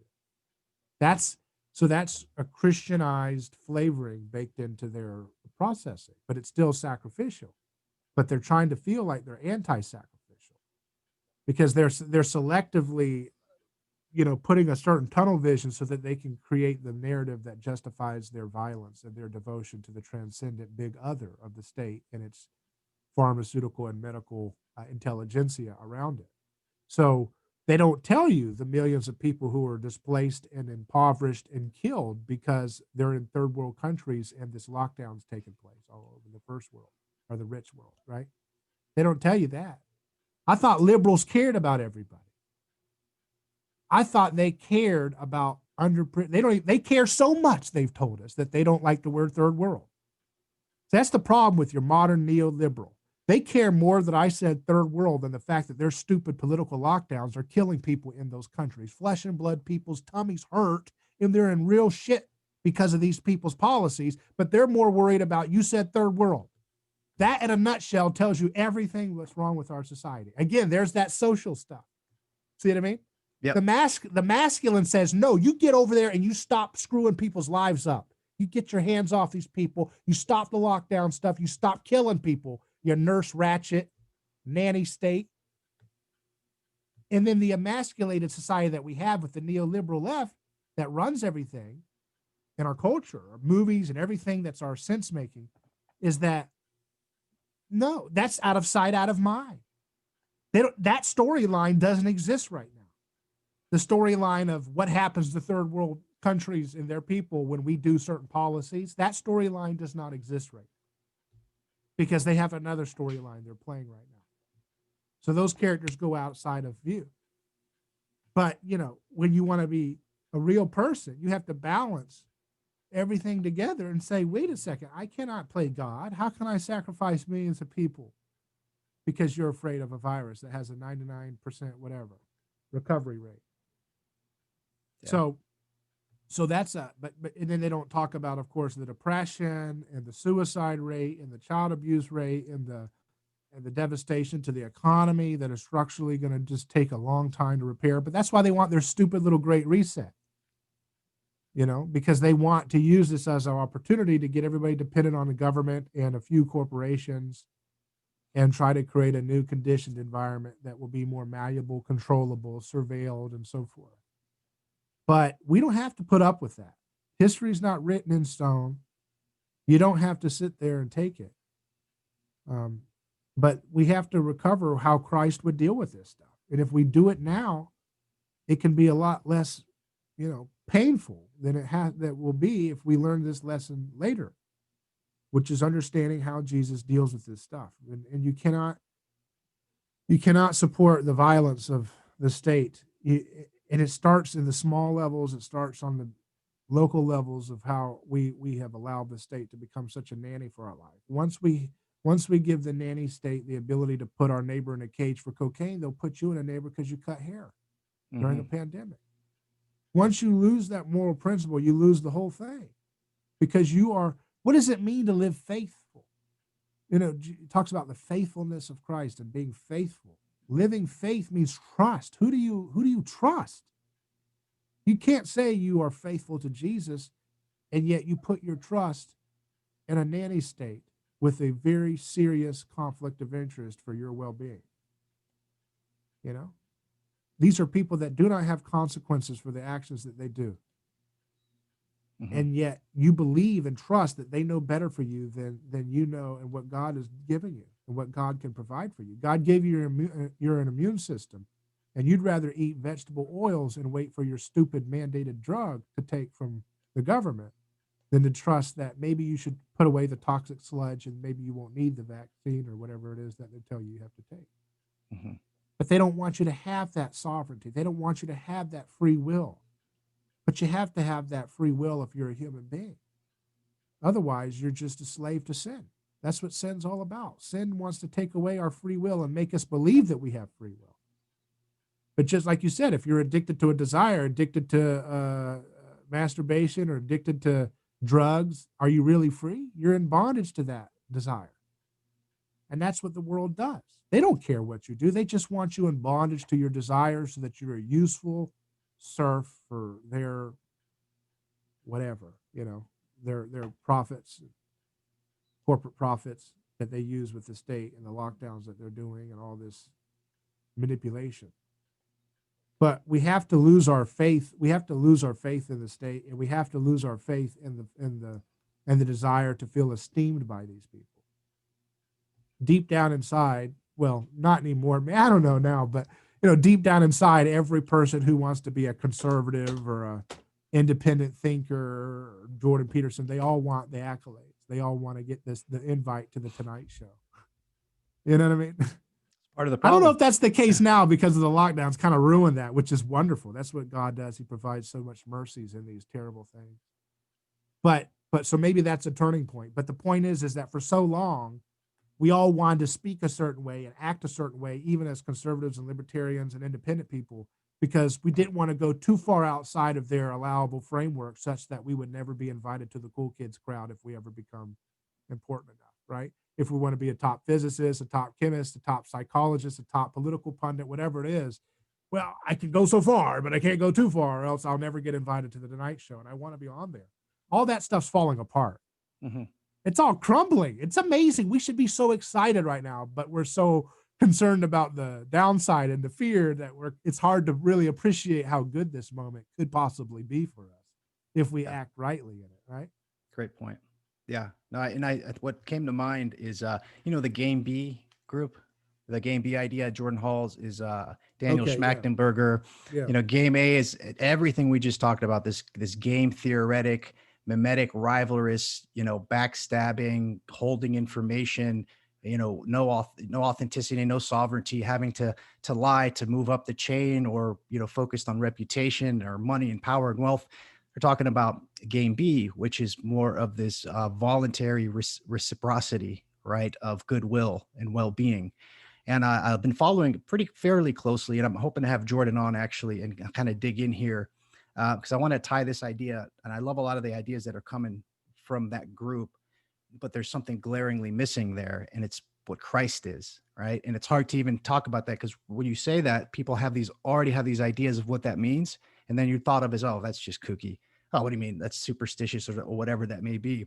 But let's move it to, and I won't keep you that much longer. Let's play the game out with the Great Reset. Let's say that we develop a nanny state that takes care of all of our needs, where we don't have the need to work anymore, and we can just do what we do, right? We have free transportation, free food, free education, all that is. What do you think people would do, right? Because people, like, most of us, I mean, the nature of the world is we are slaves to our desires, right? And those don't go away if you don't have the meaning that comes out of your life from working and doing difficult things. So it would be a mass extinction. People would drink themselves, gamble themselves, fight themselves. Look what's happening with relationships now in COVID lockdown. You're seeing divorce rates go up. You're seeing families disintegrate. If everything is taken care of for you, which sounds great on paper, it sounds utopia, and utopia looks and sounds great on paper, but there is no identity. There is no highest high to cohere under, right? There's no thing that gives us all a collective identity. And I think that's what's missing from the game B group is, yeah, these are great ideas. They're novel, they're interesting, they make sense. But what's missing is this binding agent, and it can't be materialistic. It can't even be, I wish that Christianity wasn't even called a religion. They say it's a religion that's not a religion. Like, it is. Religion doesn't go away. This effect of these two forces, right? We see it in the left and right, the liberals and the Democrats, right?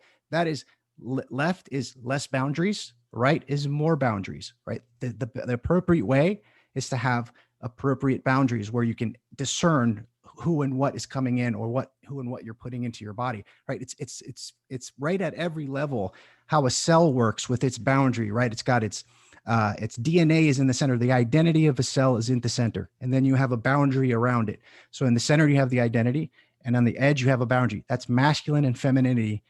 Those are the two forces being played there. And now we're introducing a vaccine, an mRNA vaccine, and we won't go down this rabbit hole. So an RNA is a messenger, right? mRNA is a messenger RNA. When they're using a nanolipid technology, is proprietary. You don't know what this is, in order to get through the warning signs of the cell when something foreign is coming into it, right? It sends resources to destroy this foreign object. So they're trying to install this mRNA molecule into the cell. So they want to get through the boundary of the cell through a nanolipid, which protects it to get inside and do its thing, and develop the proteins that will make it look like you have antibodies. We've never done anything like this before, right? So it makes the cell look like it has, like it's had the COVID before, and it develops antibodies, right? But you are messing with a very delicate process, right? It's what's happening now at the collective level when we're seeing social media. It's like this Trojan horse that is coming into our identity and disintegrating it. We're seeing it with a vaccine, and I'm not saying I'm against vaccines. We'll probably want to be able to put this on YouTube now. I'm just saying that we just got to be mindful and careful of the second and third order effects of dealing with a complex system, as the human body, and introducing this technology into the system, right? And again, right, this idea is coherent at every level. My individual body, my individual cells, those individual cells have individual molecules all the way down to atoms, right? So the idea of how does a hydrogen and an oxygen molecule or atom become water, right? The same way hydrogen and oxygen cohere, form together, and don't lose their identity. Well, they lose their identities, but they up level their identity into something called water.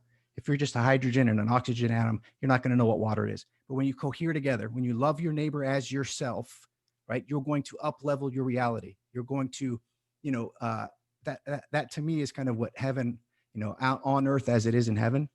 right? So so you're going to, up level yourself if you, kind of, there are a lot of different ways to go about it, but there's almost, I don't want to keep you too long, it's kind of a rabbit hole when you look at it at different levels.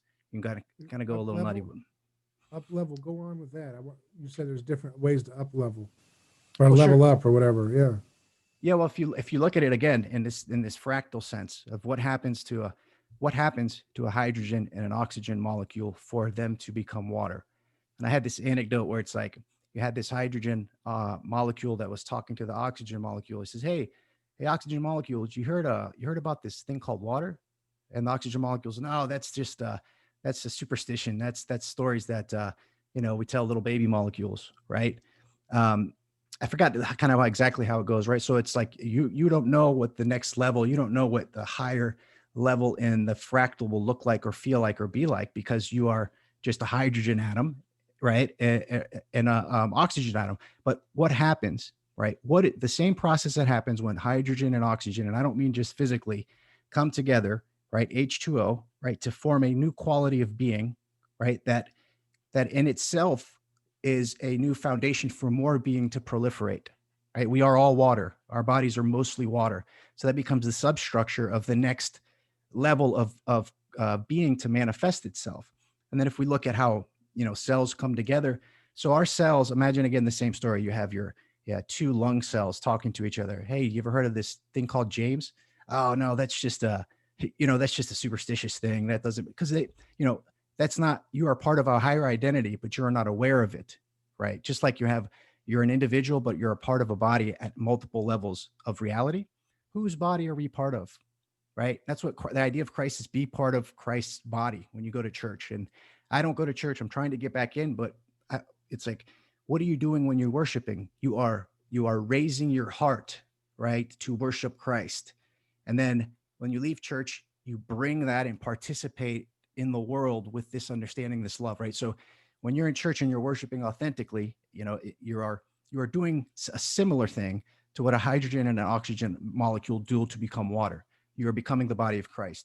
That's what, it's something that I don't totally understand in a sense, but again, this is how you can ascertain if something coheres on multiple levels, right? When you become a man and a woman become one flesh, right, under God.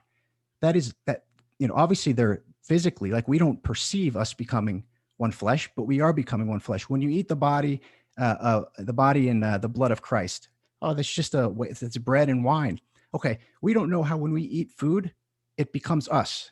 We eat a sandwich and that sandwich becomes James, right? I eat a sandwich and it becomes part of my identity, right? So when you're eating symbolically, and I don't mean symbolically in a certain sense, when you're eating the blood and the body of Christ, you are becoming part of his body, right? At a higher level that we don't understand. And if you don't partake in that, you will partake in other bodies, right? It's either your Satan's body or your Christ's body, right? In a sense. And again, it goes back to the desires, right? If you don't desire the highest high, you're going to desire power, money, wealth, fame, reputation. And in every case, almost the most successful people, for the most part in this world, you look at the Real Housewives of Beverly Hills, you look at, they are, uh, they are kind of siloed. They don't live in communities, and they take the most pharmaceutical pills. They do the most plastic surgery, right? They're trying to change their identity because we were sold a bill of goods, uh, and we need to change that. And it comes back again to the incentive structures. What are our incentive structures for our kids? You might teach them to have a good 401k and get a good job where he can climb the corporate ladder and then make, good six figures, and then get a nice house and then continue to build, a new patio and then new backsplash. And, we live in that right now. Oh, I think you're on mute. I think you're on mute a bit.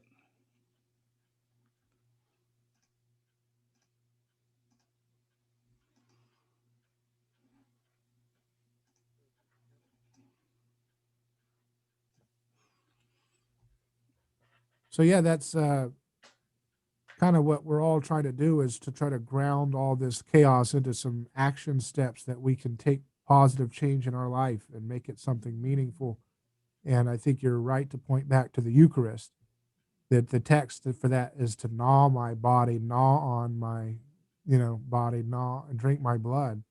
It's intentionally cannibalistic because Christ is bringing us back to the origins of the human species. I love the motif of uh, of of what he's doing there by bringing us back to the attention that everything we do, we're trying to cannibalize somebody, Mhm. you know, because we want their being. It's not just that we want the object that they have; we actually want to be one with them. You know, and so that's what's going on with so much of the things that we try to do. Someone sees Jordan Peterson and they want to be like him, and they want to do stuff like him, and they want to ultimately be one with the other because we are craving uh, unity with God's being. And we see a little bit of that image of God's being in everybody around us, and we mistake that for the real deal. And it's a physical thing, it's a physics thing too. I'm going to go back to that idea of at the beginning that I was trying to suggest is that, when you don't covet is about understanding the reality of the physics of our desires. If just for the sake of argument that we have this magnetic polarity to our thoughts, Dr. Wei Ping Yu, our physicist friend that comes on our program, talks about this a lot, that every thought has its own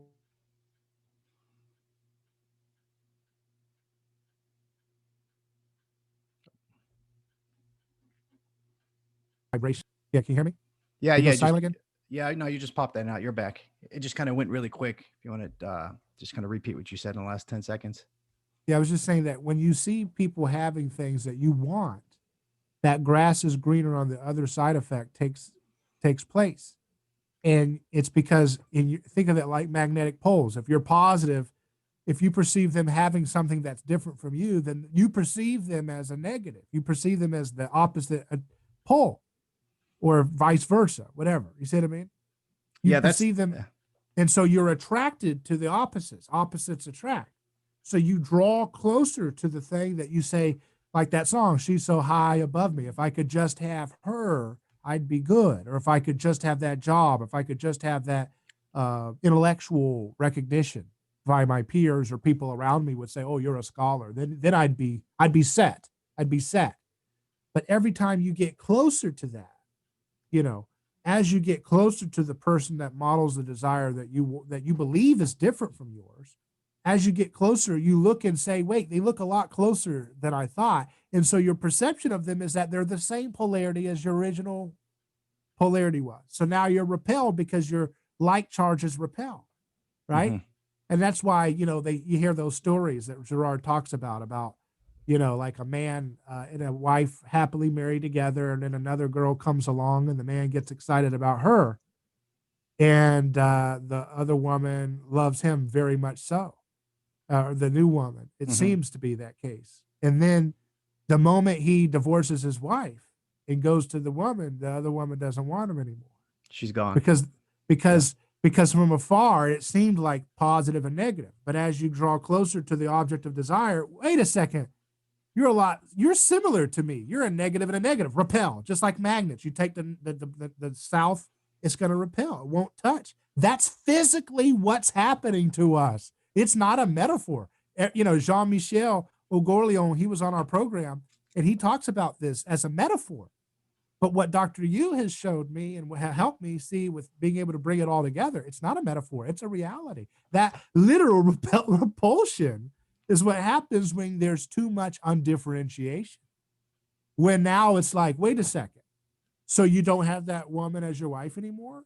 Well, you're like me now. You're too unavailable. You're too there's no hard to get aspect to you anymore. That's why nobody likes Jesus, because Jesus gives you unconditional love.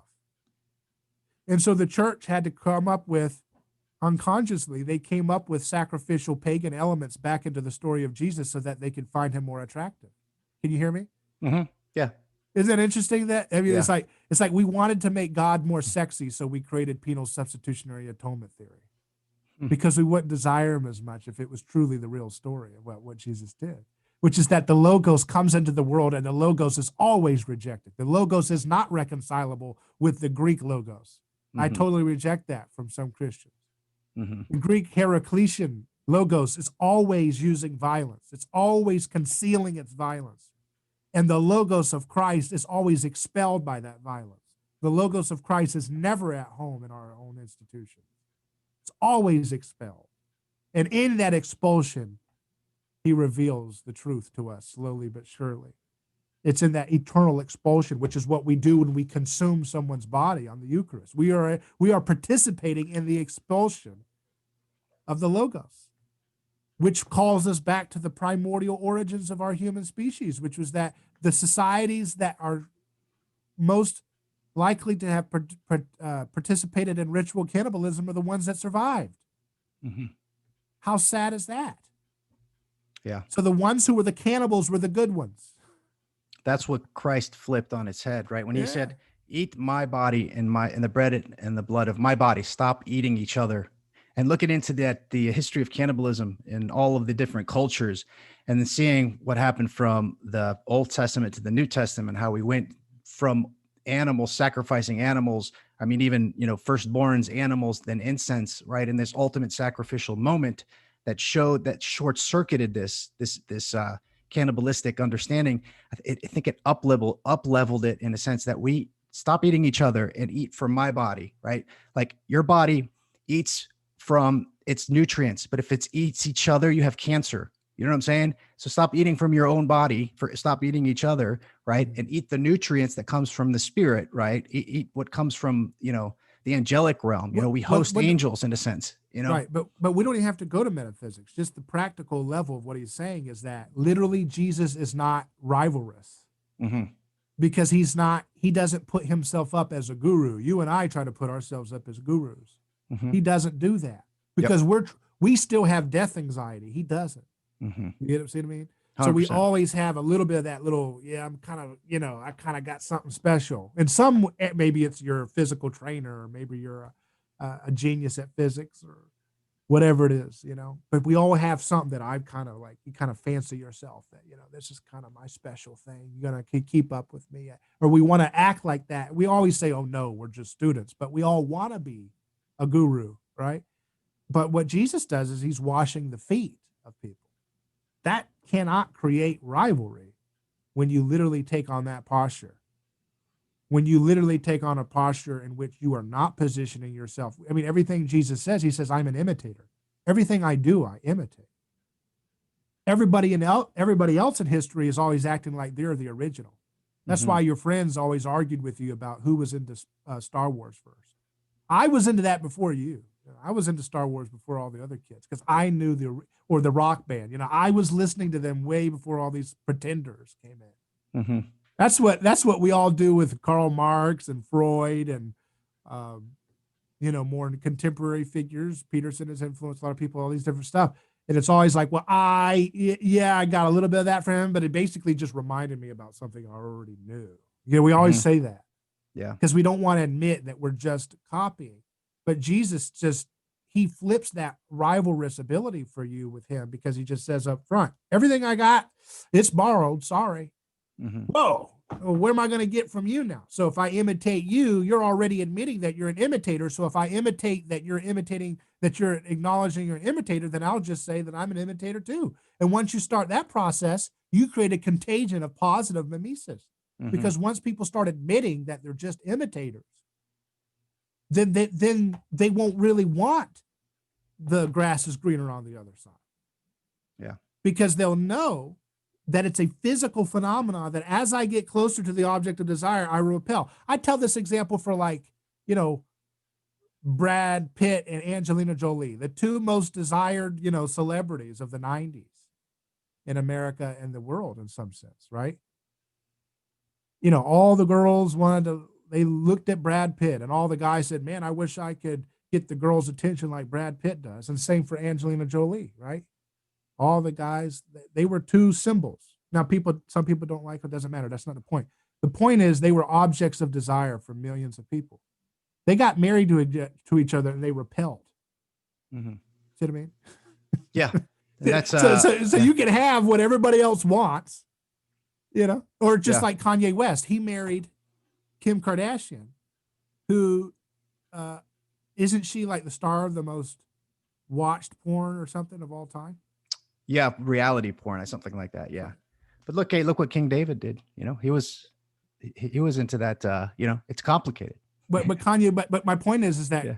Kanye got the most popular downloaded porn star of all time, but yet he admits he still had to deal with going on Pornhub as he's married to the girl that everybody else is downloading right now.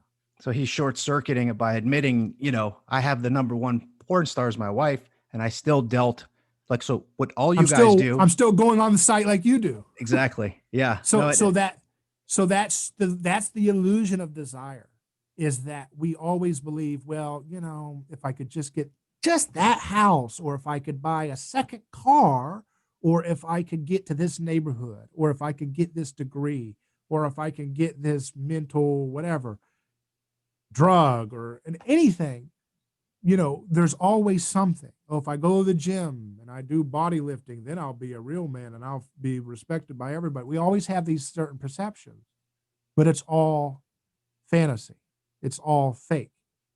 It's not that it's bad to do good things. It's not that it's bad to have achievements. But when you believe that having things that other people model for you will somehow make you better off, it doesn't work out that way. And that's the point of thou shalt not covet. The emphasis is on the neighbor, not on the objects, because ultimately you want to be one with your neighbor. And you feel like having that object or social status that your neighbor has will somehow get you closer to that sense of contentment that you see in your neighbor that's not really real. Mm-hmm. He or she is just as empty as you are. And that's why I have a rejection of the transgender ideology as it's talked about, because it's the idea that I will be complete as a person if I have the desire, if I have the identity of the other. Mm-hmm. That's the same problem we have with every other aspect of human desire. That if I can just be you, it's not transgender, it's trans career, trans social status, trans degree, you know what I mean? It's always got to get to that. Yeah, trans spouse, it's always got to transform to that, and then I'll be satisfied. And it doesn't work out that way, which is why we have the problem of the epidemic of depression and suicide that you alluded to. I think because what's that? That's the essence of the midlife crisis that happens, right? You attain everything that you were told to attain, the money, the power, the wealth, the marriage, right? And then once you attain it, right, you're in on the joke and you're shattered. That's when you leave your family. You could try to buy your sports car because, it's about identity. You're trying to identify yourself, invest your desires in things that you think are your identity. And when you realize that that's not the case, right, your identity is shattered, and then you're groping, you're looking for things to invest your desire into for a new identity. That's why invest your desire in the highest high. And just quickly, I ask you, how can we understand this idea? So you just expressed this idea of heaven and earth beautifully magnetically, right? These two poles of a magnet, yin and yang, right? Heaven and earth, positive and negative, and the way that they interact with each other informs how, we could appropriately invest our desire, right? How can you lessen the intensity of your desire for your neighbor's stuff? And using this magnetic physical understanding, how can you lessen the desire for your neighbor's stuff, right? How can you lower the intensity? Because it is something that we have control over. That's why we're made in the image of God. Mm-hmm. See, that's why I said it's your perception that makes the polarity, right? Because you perceive the person over there. You say, oh, if I just have this understanding, or this car, or this house, or whatever.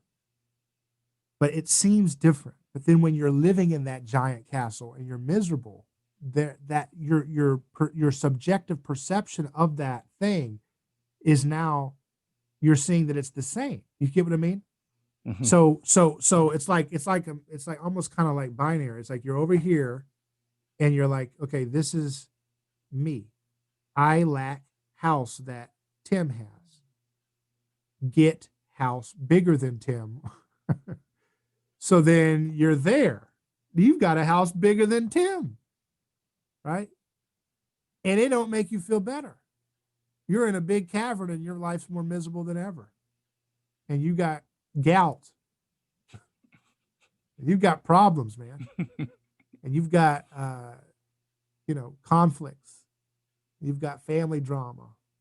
It don't mean anything that you got a house bigger than Tim now. Yeah. Now, if you stay in rivalry with Tim, that can continue on in another way to cause conflict, because you get a bigger house than Tim. And then Tim says, you know what? I decided, I got a guru. He taught me that having a house is BS. That's what the plebes do. So I'm now living minimalism, and I don't have a house. I just rent Airbnbs. And you know what that affords me? I'm in Bangladesh today, and then next week I'll be in China. Now you're like, oh my goodness, no, Tim. Darn it. Because that is true. I'm looking in this. I have a bigger house than you. You had one bigger than mine for 10 years, and now I have a bigger house than you. And you got me again because you let go of your house. And it's true, because this is a freaking anchor, and I don't have the ability to go to Bangladesh today and be in Thailand next week and be in Canada the week after that like you do, Tim, in your Airbnb minimalist lifestyle. My goodness, I got to catch up. So you go find a guru better than Tim's guru. He was into Hare Krishna. You get into transcendental meditation because you like David Lynch movies. So you're like, oh, he's cool. If I can imitate him, what's he do? TCM, transcendental that's traditional Chinese medicine. He does transcendental meditation. So let me go do transcendental meditation like that, and then I'll come into the place that I need to be. And it never works, though, right? It never works, because as you get closer to the object, your perception of them is that, hey, look, that's the same, and that makes you repel, because magnetic poles repel. You just can't connect. Yeah. So how can you have any cohesion? How can you have any stable society if you can't have anything connecting? And what happens is magnets, when they're attracting, right, what they do is they want to go in alignment, right? They want to go in alignment. And that's where we need to be culturally. See, if your magnets attract, they attract on the opposite pole, because your perception subjectively perceives the other thing as different from you. But as you get closer to each other, it repels. But my point is to say is that magnetic poles, they want to go in alignment naturally. And that's where our society will be, that neutralized state. When we're neutral, we're not desiring anything anymore. Now we're content. You see what I mean? Yeah. And that's what we have. That's what we have to figure out how to do as a society, is to find that neutralized magnetic stable spot, because you don't want to be magnetically going around trying to sync up with everything, sync up with this house, sync up with this spouse, sync up with this drug, sync up with this mind hack, sync up with this TED Talk guru, sync up with this politician. It's always going to trick you, because the closer you get, you're going to, oh, wait, that's the same. And it's going to repel, because it's like, because you see the warts. I mean, we have all these truisms that explain this, right? Like we say, you see all the warts. That's a saying that, like, you see things up close and now you see the blemishes. That's an explanation for magnetic repulsion. Once the perception of the object is that it's the same that you have. You're too close, I'm repelled. Yeah. That's why they have the honeymoon stage. Oh, you're so different and so novel, right? Is still attracted. But then if you become, take that for granted and you cultivate undifferentiation, that undifferentiation will create what? Repulsion, because it's like, well, you're not novel, you're not new, you're not different. I've seen your warts or your blemishes. I've seen your humanity. At the end of the day, every human being that you desire will all be dust at one point. And we're part of that dust now in some sense. We're manifesting this in-between state from dust to dust. And, we don't take that into account in our daily living, because we see everybody else's state of being, and we think they're happier on that aspect of their life than I am. What we do is we say, well, I'm good on relationships. I'm good on spiritual stuff, but I'm lacking in the financial wisdom that person has.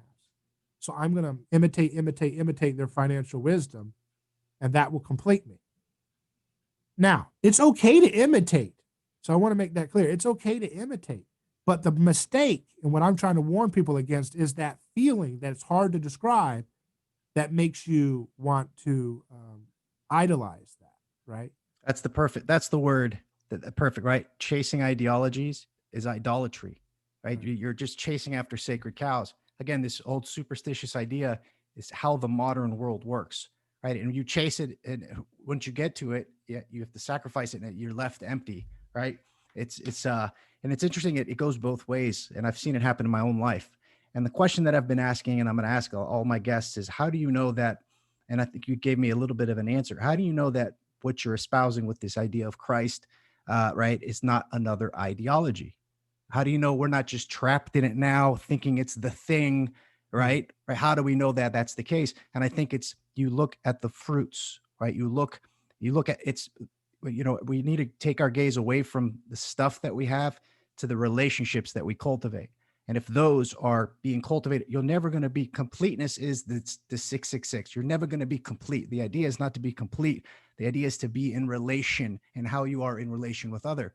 Think about this magnetic aspect of how atoms change and exchange positive and negative qualities, right? And electrons, positive, negative, neutrons, and whatnot. They exchange them, and when they fit together, they become molecules, right? So they're attracting and repelling, right? All these atoms at the lowest level, they're attracting, repelling, and then as they up level, they're sharing different aspects of their orbit, right? Some have more positive, some have more negative, right? And when they fit, right, when that fits, there's no more repellent, or there's no more repulsion that's happening, and you have coherence, and you have the, it's hard to articulate what it is, in a sense. So using it as, and I think it comes down, the human heart is the magnet, right? The human heart is the spiritual magnet.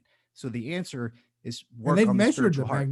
they've measured the magnetic field of the heart, and it's stronger than the brain. There's a spiritual There's physically, magnetism. yeah. Yeah, there's a spiritual magnetism that is, just a fractal level above the physical magnetism that you can measure, right? So that's why I love the orthodox understanding that the church is a spiritual hospital, right? And it's your passions that inflame your heart, right?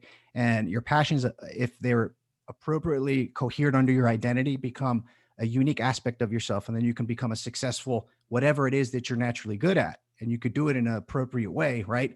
If your passions are under control. If they're not, your spiritual heart, your heart is not is giving off this mimetic rivalry, and you're going to keep trying to be attracted to things that are not good for your being, right? So the idea is, if you work on your heart, and if you work on your passions and your desires, right, there are a lot of different ways of doing it, right? But if you do that, right, that will that's how you know it's not an ideology, right? And you're not trying to share this with others to make them believe what you believe, because it makes you inflate your ego.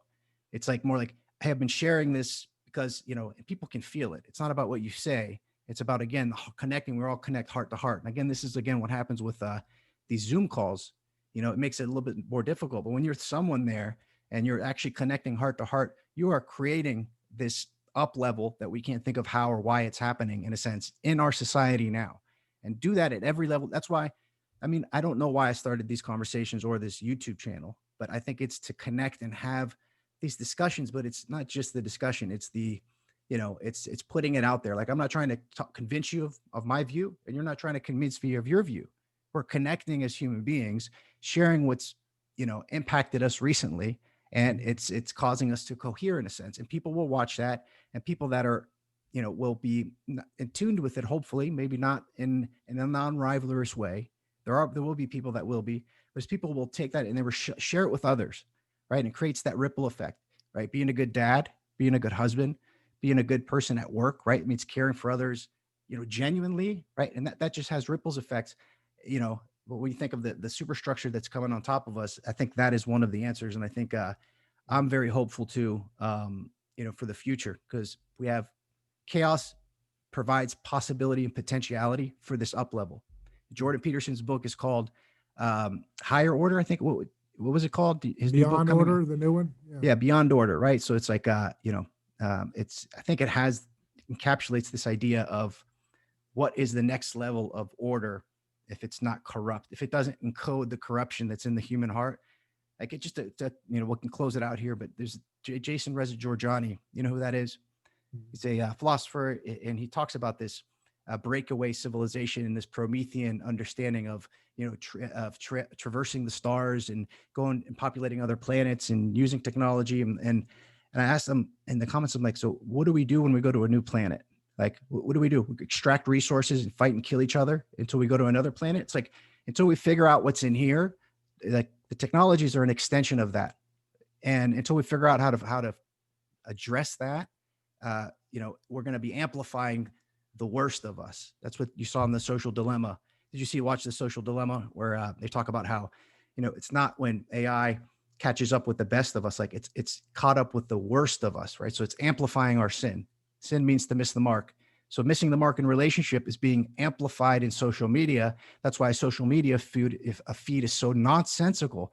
I can't even do Twitter. It's because the worst aspects that we wouldn't do when we were human to human are being amplified in these mediums, right? So it's like, it's a lot of this is about death anxiety too, which we didn't get into today. Maybe could pick this up on part 2, but yeah, definitely.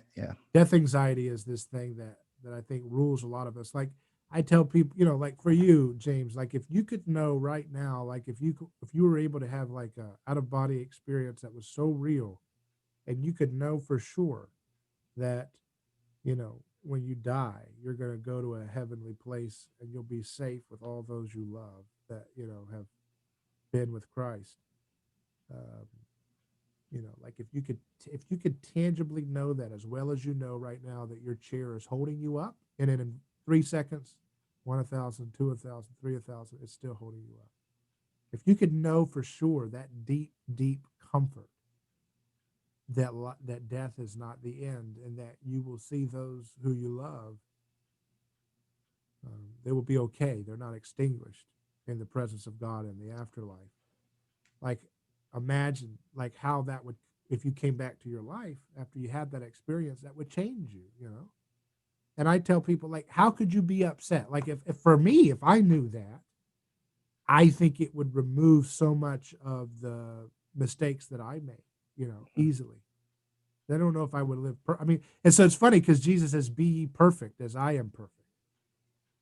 But Jesus said that because he didn't fear death, because he didn't let the fear of death own him, and he defeated death. And because he defeated death, he had faith that God would triumph over death, and therefore he acted it out, and he defeated the scapegoat mechanism and the idea of death anxiety at the same time. But we believe it, but we don't believe it. If we truly believed it, and I wish I could, I want that. It's hard for me to have that because I'm a doubting Thomas. I want to see proof. I want to see evidence because I'm constantly going back in my head and saying, I want this to be true because it's beautiful, as opposed to it actually being true. But even when we believe that God is there, we get into another death anxiety of, am I worthy to be loved by God? So you can have death anxiety and believe in God all day. And still, I'm worried he's going to send me to hell if I don't do this thing or don't join the right church. I just think that's so stupid that people believe that to this day, but I don't want to get into that. Yeah. But the point is like, but my point is just to say, like, how much of our problems right now, societally and socially, familial, everything is tied up into this latent subconscious death anxiety, this fear of letting go.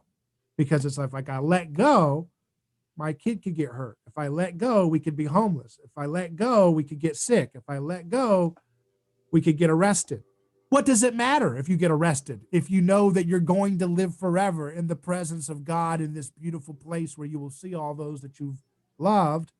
Sounds too good to be true, but if that really was true and you could know it for sure, you wouldn't care. You could speak boldly. You could say everything you wanted to right now, not worry about YouTube taking you down, because what does it matter? Mm-hmm. You are free, but we don't have that freedom because we don't quite fully believe it.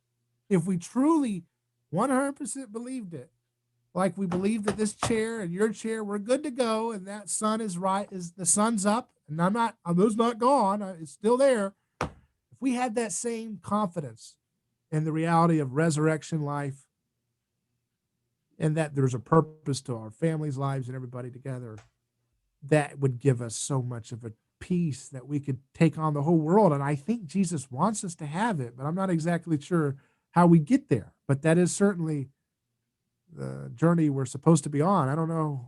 I don't know if it's attainable.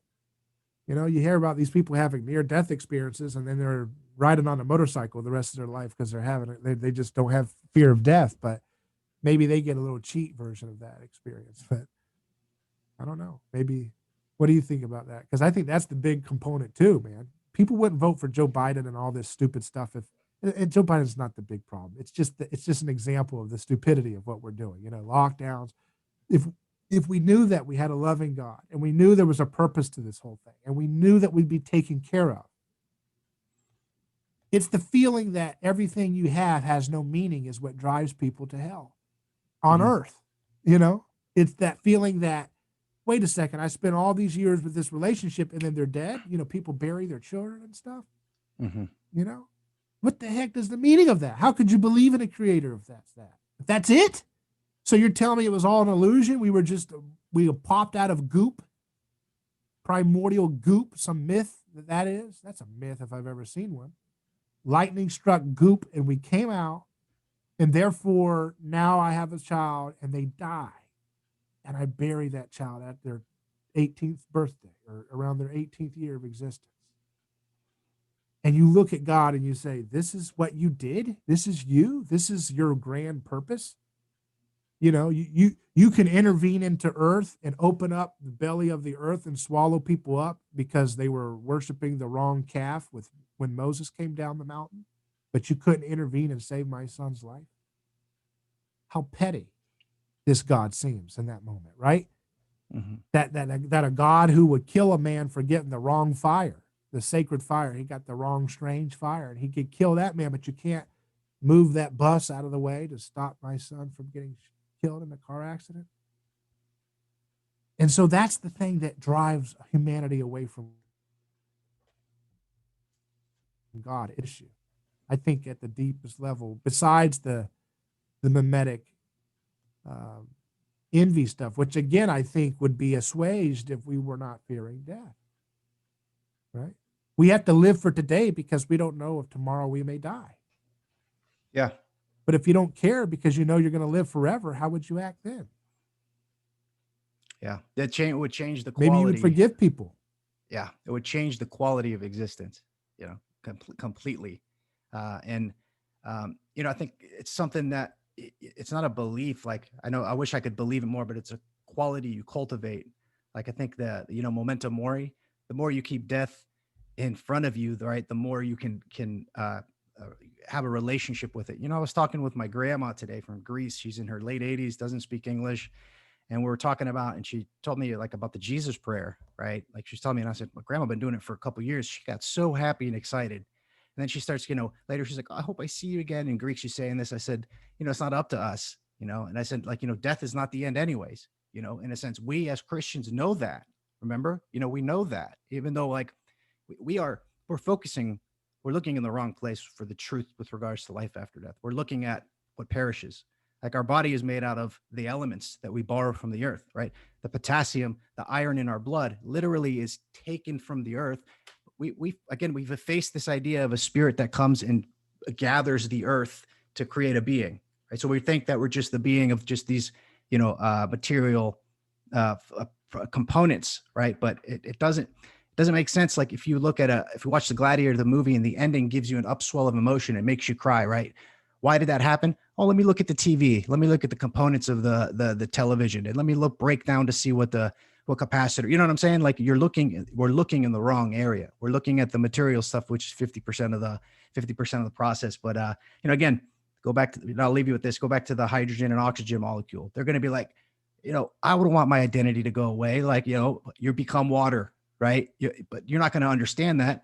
And if you tell all the hydrogen and oxygen molecules that there's no life after death, right? They're never going to know about water. They're going to think it's superstitious. And then, you know, the analogy kind of breaks down because, you know, at the human level, there's different emotional qualities, but at every level, give me a level of being that there's not a higher level. Doesn't exist. Give me a being that dies that doesn't become part of another higher, different being. It doesn't exist. Why would we think it happened at this particular level? So anyways, have hope, right? Life is good. Life is beautiful. Cultivate the heart. And I'm looking forward to our next conversation, where we'll be heart to heart, incarnation to incarnation, and we'll see what comes of it. Any final words of hope or wisdom you could leave us with? No, it's very good. No, you said it well, and that's what we have to do. Is you know, like my friend Shannon likes to tell. He says it a lot, and Peter Thiel says it, which is we have to defeat death and defeat it and defeat it in history too, Yeah. as a foretaste of the final defeat of it when it's all said and done. And if we act like that, that might be the other piece of the component, because we've talked a lot about the mimetic aspect today, but there's a death aspect too. And if you put those two pieces together, you've got the special, unique vision of Jesus, right? Which is the defeat of death and the defeat of the illusion of desire and the defeat of the illusion of the satanic scapegoat mechanism, which binds up all of our ideologies and sacrificial components, which hurts us. Jesus provides the three pieces. He helps you see that your desire is an illusion, and therefore you shouldn't be owned by your covetousness. And if you don't let covetousness own you, then you won't be tempted to adultery and stealing and killing and dishonoring your parents. And the same goes for the other piece. He helps us see the illusion of desire.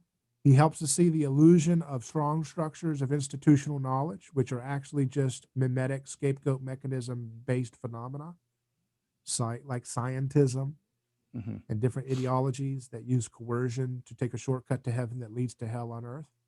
And then the third thing is that he helps us see that death is defeated. Those are his three enemies: sin, the devil, and death. Sin is the lie of your desire, right? That your desire comes from your own heart. Therefore, you should taste of that sacred, of that taboo fruit.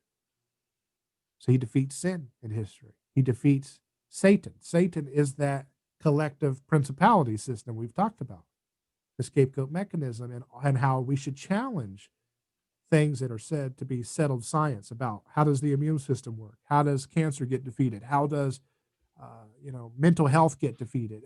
Mental health problems get defeated. How does pollution get defeated? How do we have anti-gravity repulsion? Can we have that, or is that too stupid to imagine? Can we have those things? Where we can find those things out as we act as Jesus' body in defeating the Satan, which is the principality system, which binds up knowledge with coercion. And that's what the state does today. They have a monopoly on science and research funding and medicine. Therefore, we have a retarded ability to know what we know, what we could know, and disseminate that information. And then the third one is death. So he defeats sin, he defeats Satan, and he defeats death.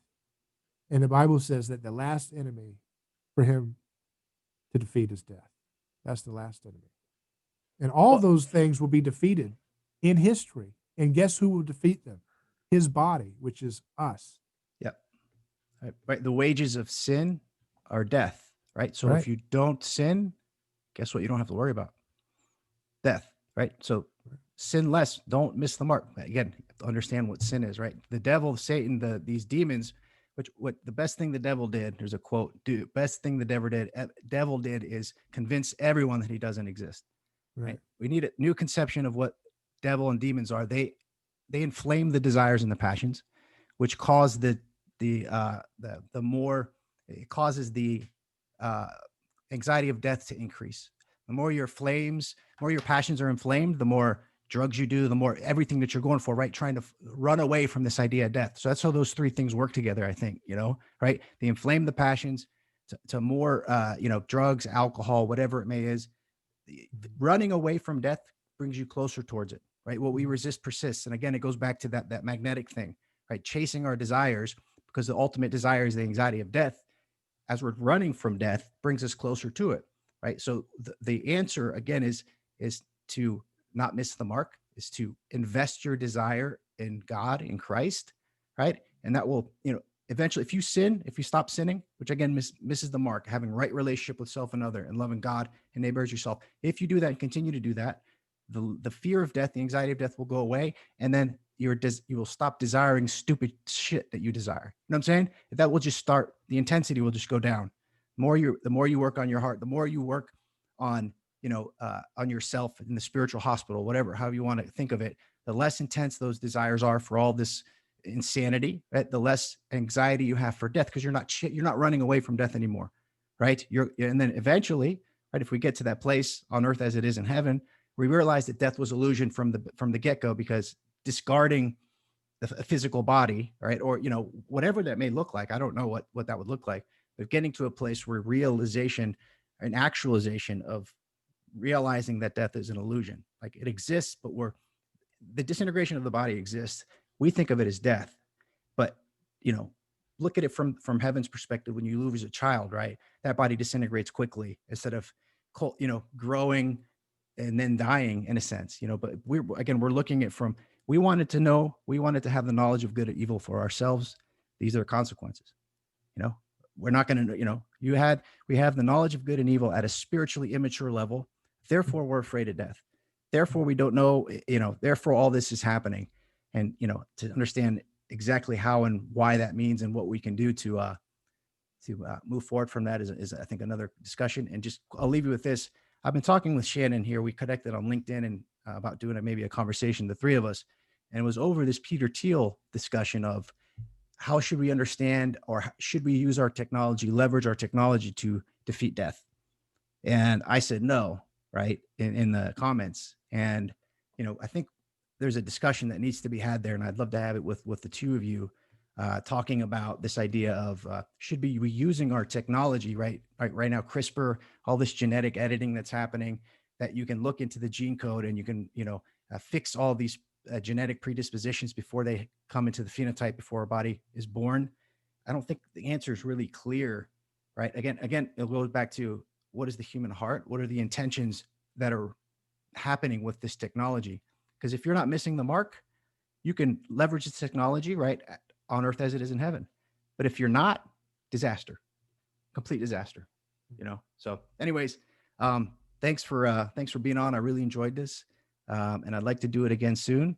So please, I'll put a bunch of links to your stuff on the comment section or the description here of this YouTube upload. And I appreciate you, man. God bless, and we'll see you soon. Take care. Good to see you. Thanks, man. Yep.